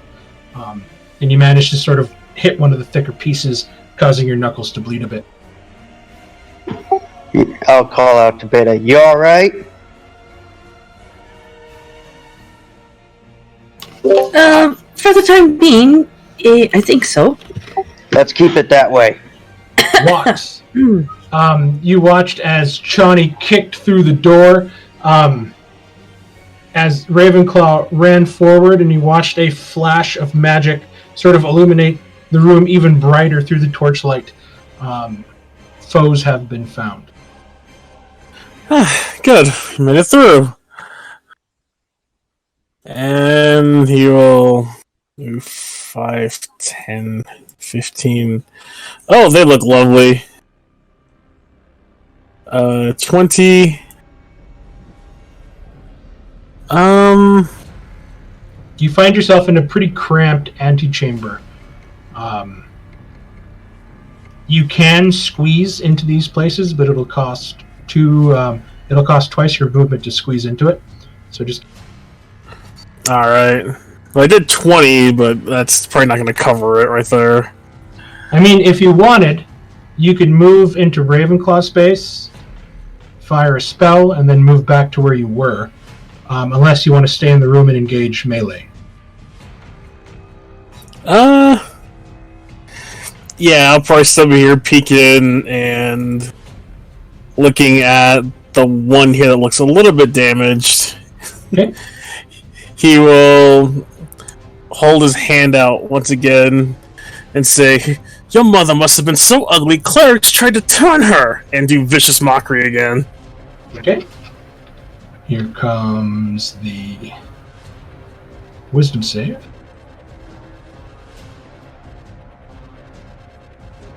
15. Damn it. Yeah, that's just over by like 2. Damn. Okay. And then you're going to move back to where you were. Did you want to use a bonus action for anything?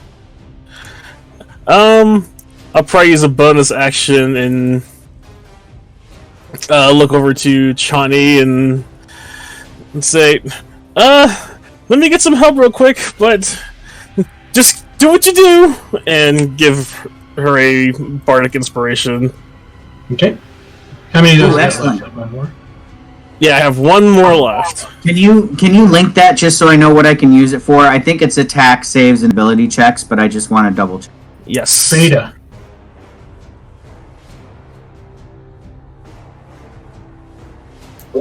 Beta is going to pull out her sword and attack the skeleton in front. Oh, frick. There we go. They'll definitely hit. Woohoo! Woot. God dang. Okay, so that's going to be 6 plus 7. Why does your crit damage have a +1 on it? I have no idea. It should Should be just say just 6. Yeah. So it's definitely a 13, and you sort of lash out and just shatter the bones inside as the skeleton falls. Oh, I see what happened here. It's because it has there's on the damage it does a 1d6 plus 1, which is just supposed to be 1d6, right? Just put 6. Just put 6 in your crit slot. Yeah. On the area where it says crit damage, instead of putting the dice, just put 6 for the max total of your sword damage. There you go. Okay. Wait. This cultist sees that it's being surrounded. Oh, sorry. Was that the end of your turn? Yes, she is going to stay right there. Okay, the cultist is still going to try to attack Beta. Why is there oh god. Sorry. 14 missing as you get your defenses in the way. Siren, it is your turn now.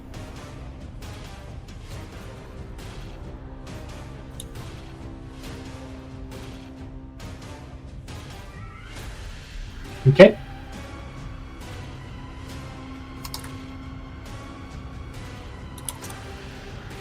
A 9 sadly misses. These two guys now are sort of frantic, waving their torches around.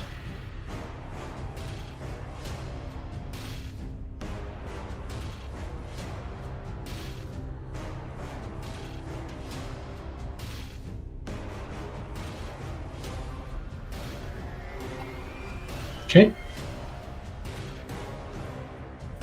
This cultist is going to unsheath the scimitar.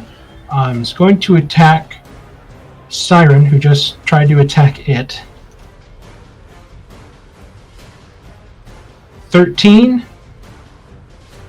And then he's going to follow up by trying to hit you with his torch.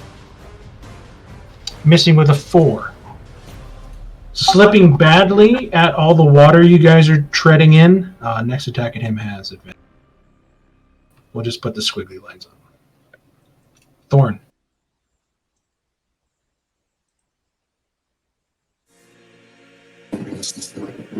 Okay. This is with advantage. 24 hits.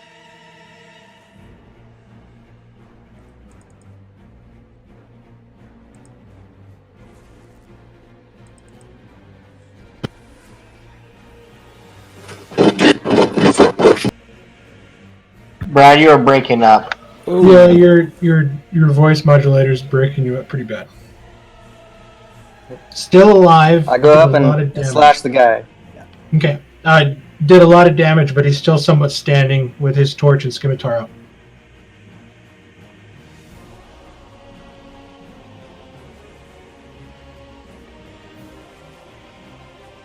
Sally.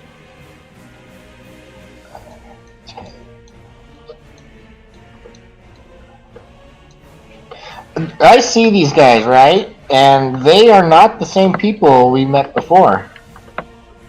Correct? Are they? They're different looking. They are different looking. They're a lot more humanoid and not as grungy.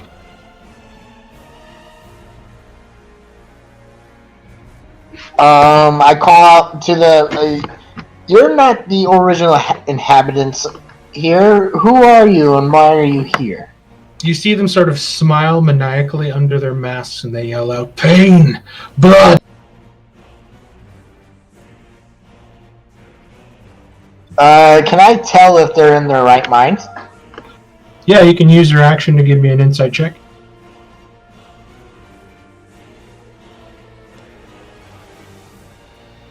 It doesn't take a genius to figure out that they are not in their right minds.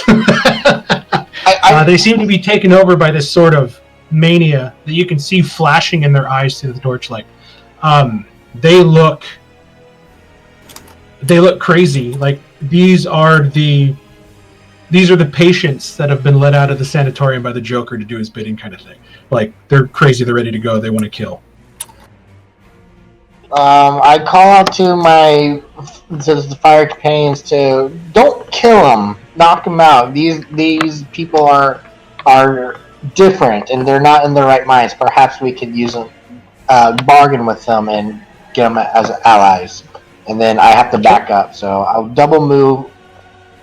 Can I still move back? You used your action, and you used 25 feet of movement there. So if you have 30 feet, you can move one step back. No, 30 feet is right here. So I can't do that insight. You can see them from there. Okay, if that works, then yeah, we'll just right there. Okay. I want to say, now that I heard Sally talk and not get affected by the pollen, I stop holding my breath and I mumble, but kind of loudly, to Siren that I think she's in league with these assassins. She wants them alive? And then just leave that question hanging. Scimitar attack at Sean. 18. 18 will hit me. That's max damage, and you're going to reduce that to 3. Yeah, I'm going to reduce that even more. So hold on a second. I'll click the button.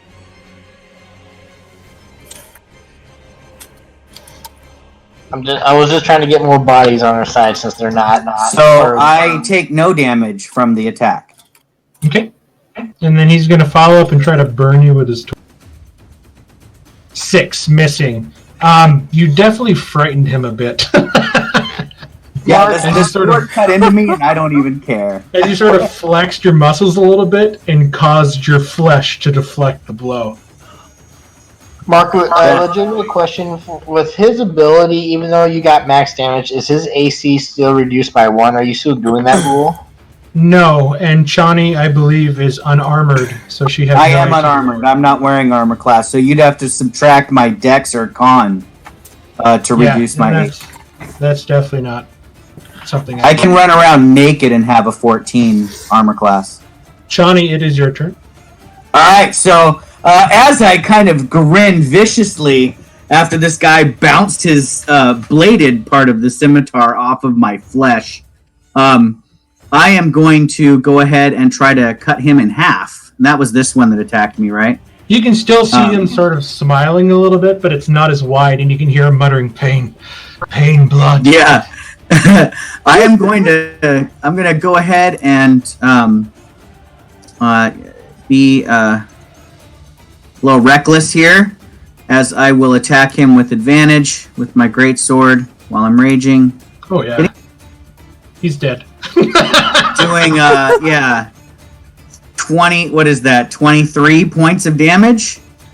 You cut him in half and watch as his torch kind of flies out of his hand and lands on the ground.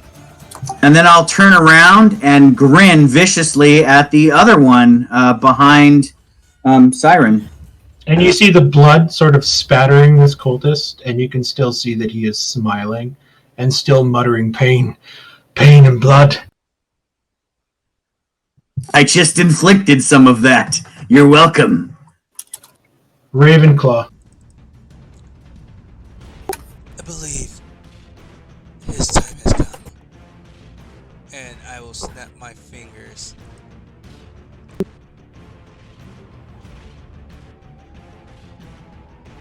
What is the Queen's guiding raven? What is this? I clicked the wrong button. Not that one. I'm trying to do my sorry.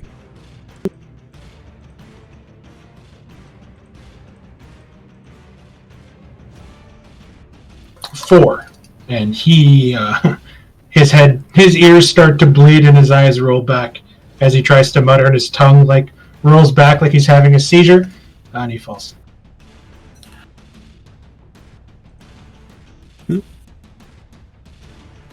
Where are the others? Mark, I just posted that there to make sure it was once per rest and not long rest. I just wanted to double check.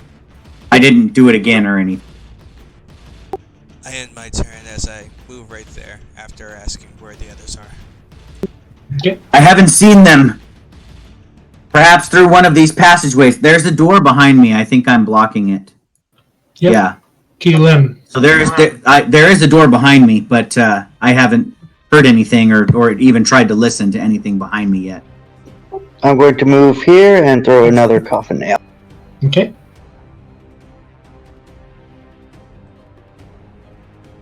What's behind here? Has anybody seen back there? I don't. It's another door. Let me give you a quick description. You're not quite sure what this door looks like, as it's sort of like hanging off the hinges almost. But you're looking at the southern and the eastern door. The eastern door, you see it as a tall armored man carved into it, wearing what looks to be a bucket helm, and his right gauntlet painted black, starkly against the door's wood, compared to everything else. And in the southern door that Chani's in front of, you can see a cloaked figure, and sort of hidden behind a cowl, and you see in its skeletal hands, it's holding a screaming human skull.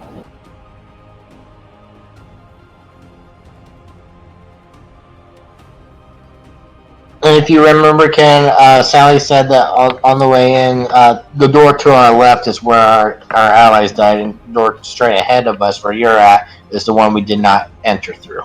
Thorn would know that the eastern door is a depiction of Bane, the god of tyranny, and Thorn knows that the southern door is a carving of Merkul, the Lord of Bones. Keelan. I go here and I threw a coffin dart here for 10. That one missed. Alright, I will end my turn right here. Walks.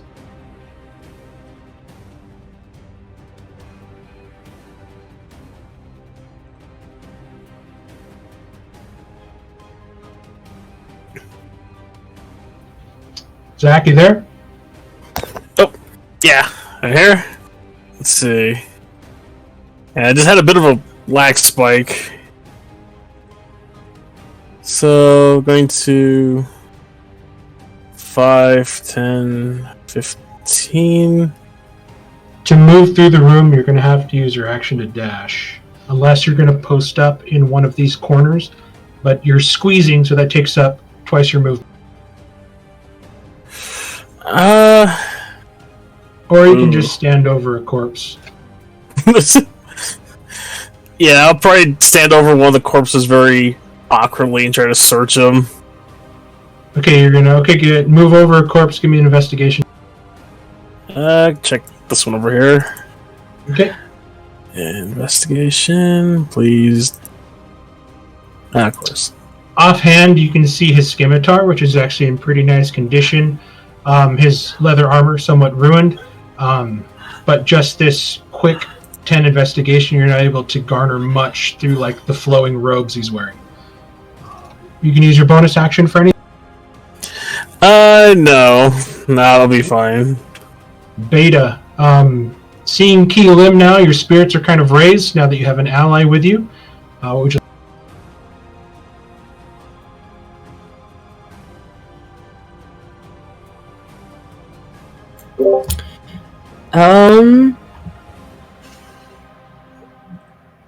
Okay, so that guy's dead.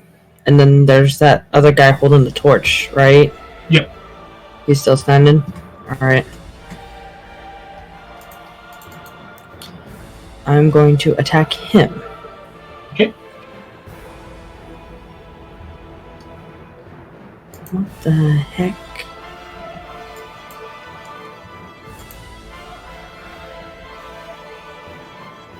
Okay, I hope this is going to work. Or not. Or, okay. For 14? Okay, so that's 5 points of piercing. That hits. Do you want to use your movement or your bonus action? Let's do really quickly.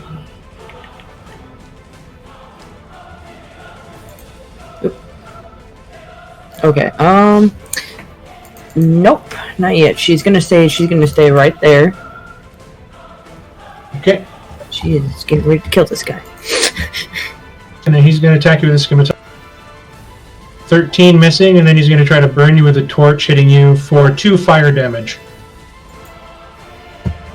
Okay. Sirens. She's like, owie.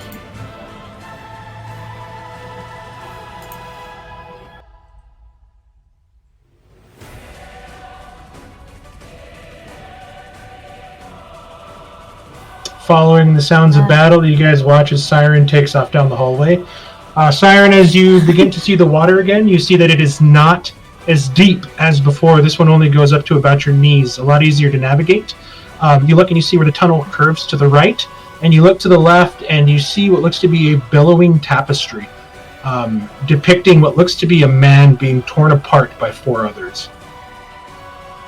And it's sort of moving like it's being ushered by an invisible wind. I'm going to ignore that, and I'm gonna dash. 5, 10. As far as I can go. You still have your cunning action dash if you want to use it. Okay, I'll use that too. 5, 10. See Keelan right there, and I'm Yep. like, I found you. What happened? In a And that's minute. it. You watch as he threw one of his coffin nails as you turn the corner, and you hear the sounds of Beta on the other side sort of fight. Okay, this guy's dead. Thorn. Siren seemed to know where she was going.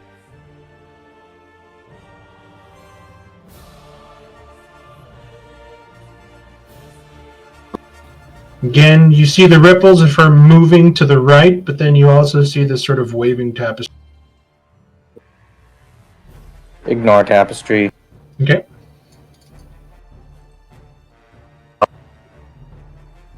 And I'm going to stop right there because light.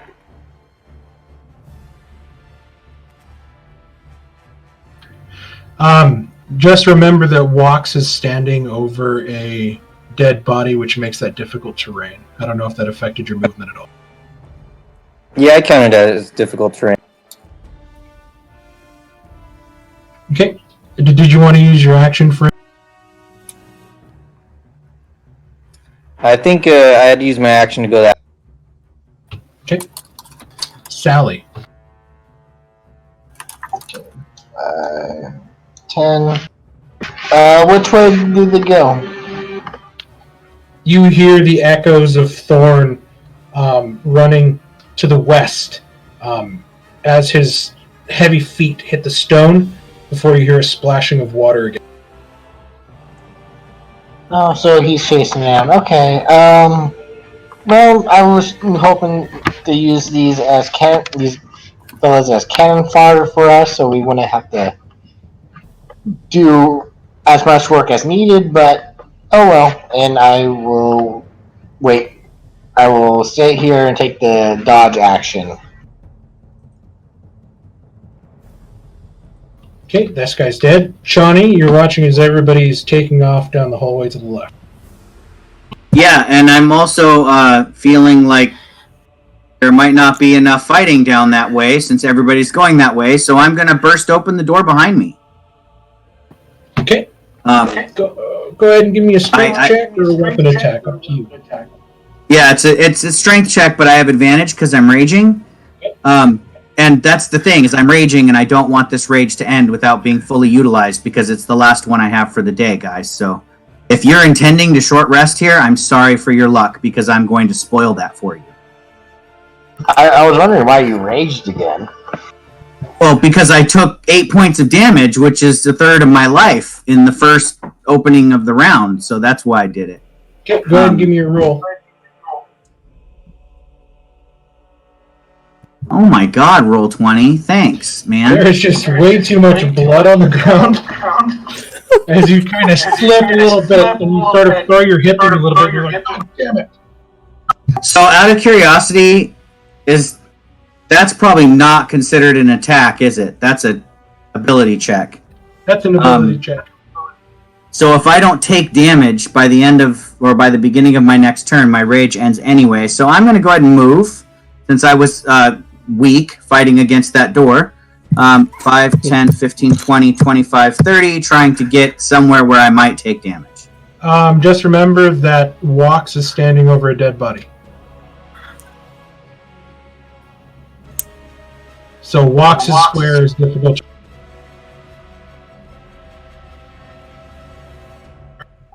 Well, I'll leap over Wax's square because I can leap up to, I think it's 12 feet with a standing jump or something like that. So I will jump to here and then continue my movement to here. Okay. I will tell Channing to not touch the tapestry. Ravenclaw. Chani, you do see a sort of billowing tapestry depicting a very gory scene of one person being ripped apart by 4.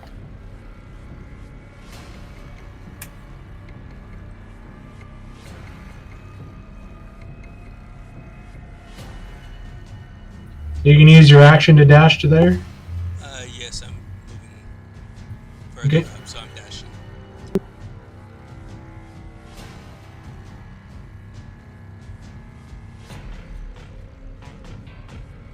And I will end right there. Okay.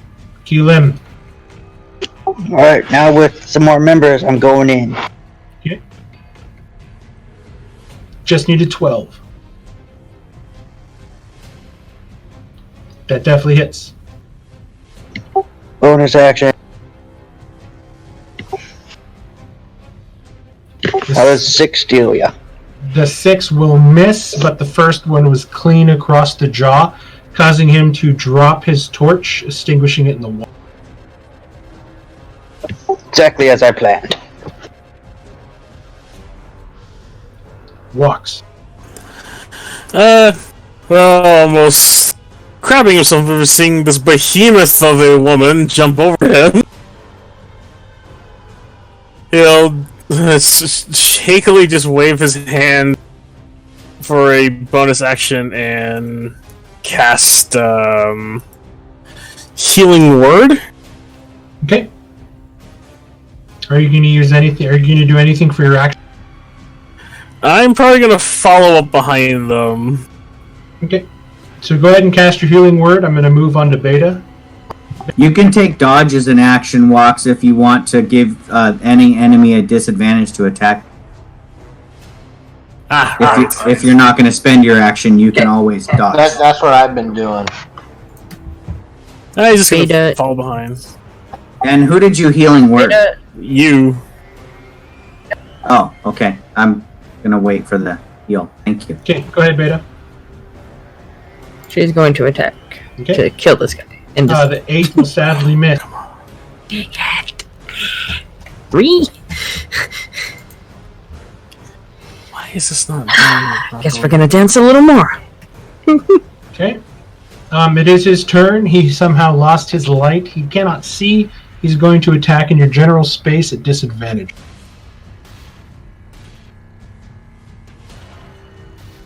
Ten missing. His attack's now ineffectual as he is now blinded. Siren. You can't see in the dark. Right here, and I'm gonna try to finish him off with my rapier. Okay. I killed one. I could probably kill this one too.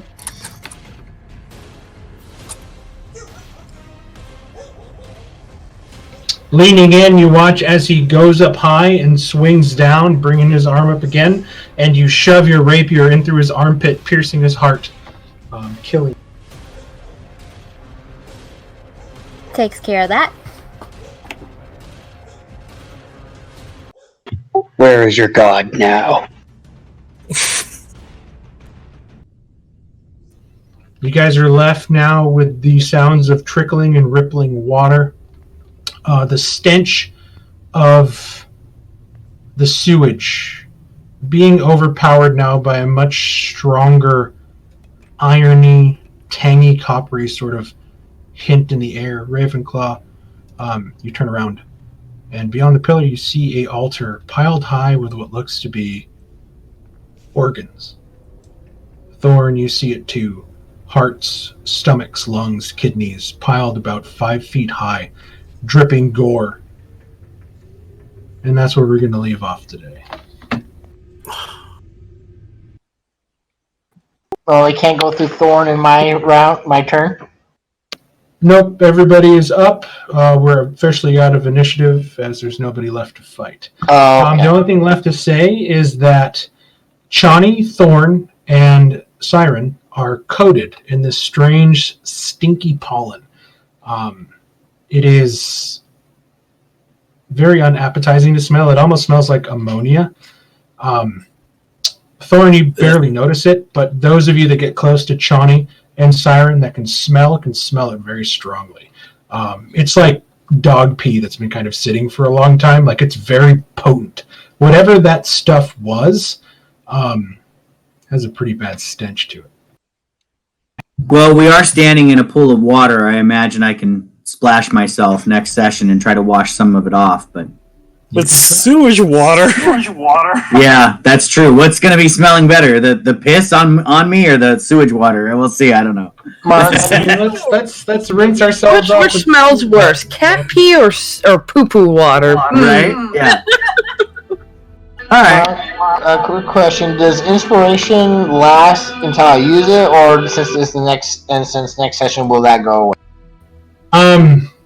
This is different than the homebrew. The homebrew, it disappears after combat if not used. Here, it's you have it until you use it, but you cannot gain another one until you use it. So there's no That's fine. I didn't use So- mine this round. I don't think Jeremy used his either, so that's why. Jeremy used his to investigate for the secret door. But what we're going to do now is Sally is ineligible. We're going to let you guys grant one person inspiration for the Ascension. So I'll let you guys talk that out. I don't think you guys are going to give Sally inspiration anyways. She didn't inspire me in any way, but I did cut 2 people like clean in half. We have, looks like we have 2 votes for Chani. Oh, you guys! I'm blushing. Can you blush? 1 vote for Beta. It looks like the winner here for inspiration in this session is Chani, who was not taking any of Sally's lip and was cutting foes up like nothing. And Big Sister, thanks you all for your generosity. That was awesome. That's definitely what did it. Was shut up or else I'm gonna squash your head like a little melon under my ass. That's what I'm going for. Roleplay wise. I love this girl already. That was fun, and I haven't played a female since Bree, so this is fun.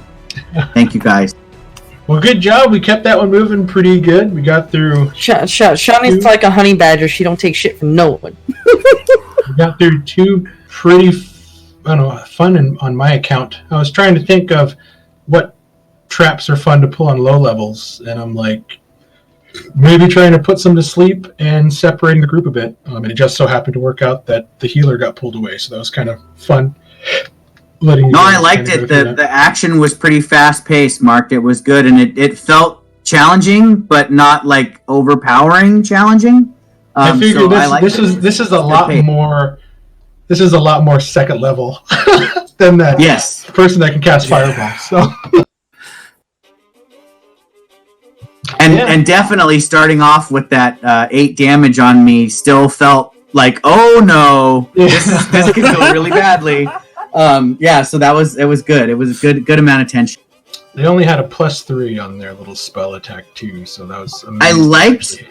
I liked what you did with the zombies too by upping their AC, because traditionally we as players always think, oh, zombies, you're going to hit them every turn, but then you have play with this freaking 20 AC, and I was like, damn, that's scary when you have a fully armored zombie coming at you. Can you imagine if he could have tried to bite people too, but since he didn't have a mouth, he could only slam attack.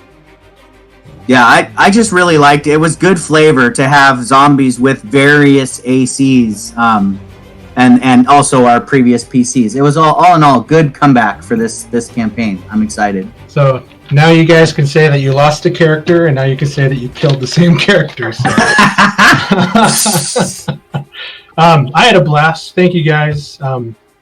Sorry if I was talking too much. I'm trying to push through a migraine that's kind of building up right now. It is all good. That's all right. I've had it since this morning too. So. And I'll see everybody here next Tuesday as you guys continue to try to push further than the other group got inside this place, and then I will see some of you guys Saturday.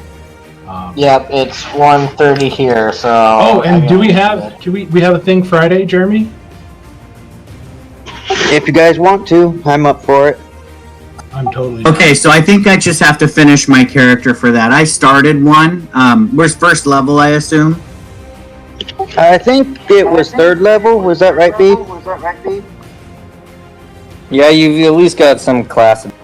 Okay, I think I know what I did. I created him at 1st level. I just haven't leveled him up to 3rd yet. I'll do that, and I'll have it ready and for you guys to look at before Friday. I'll probably finish it tomorrow. Is this for your space thing, Jeremy? Yes.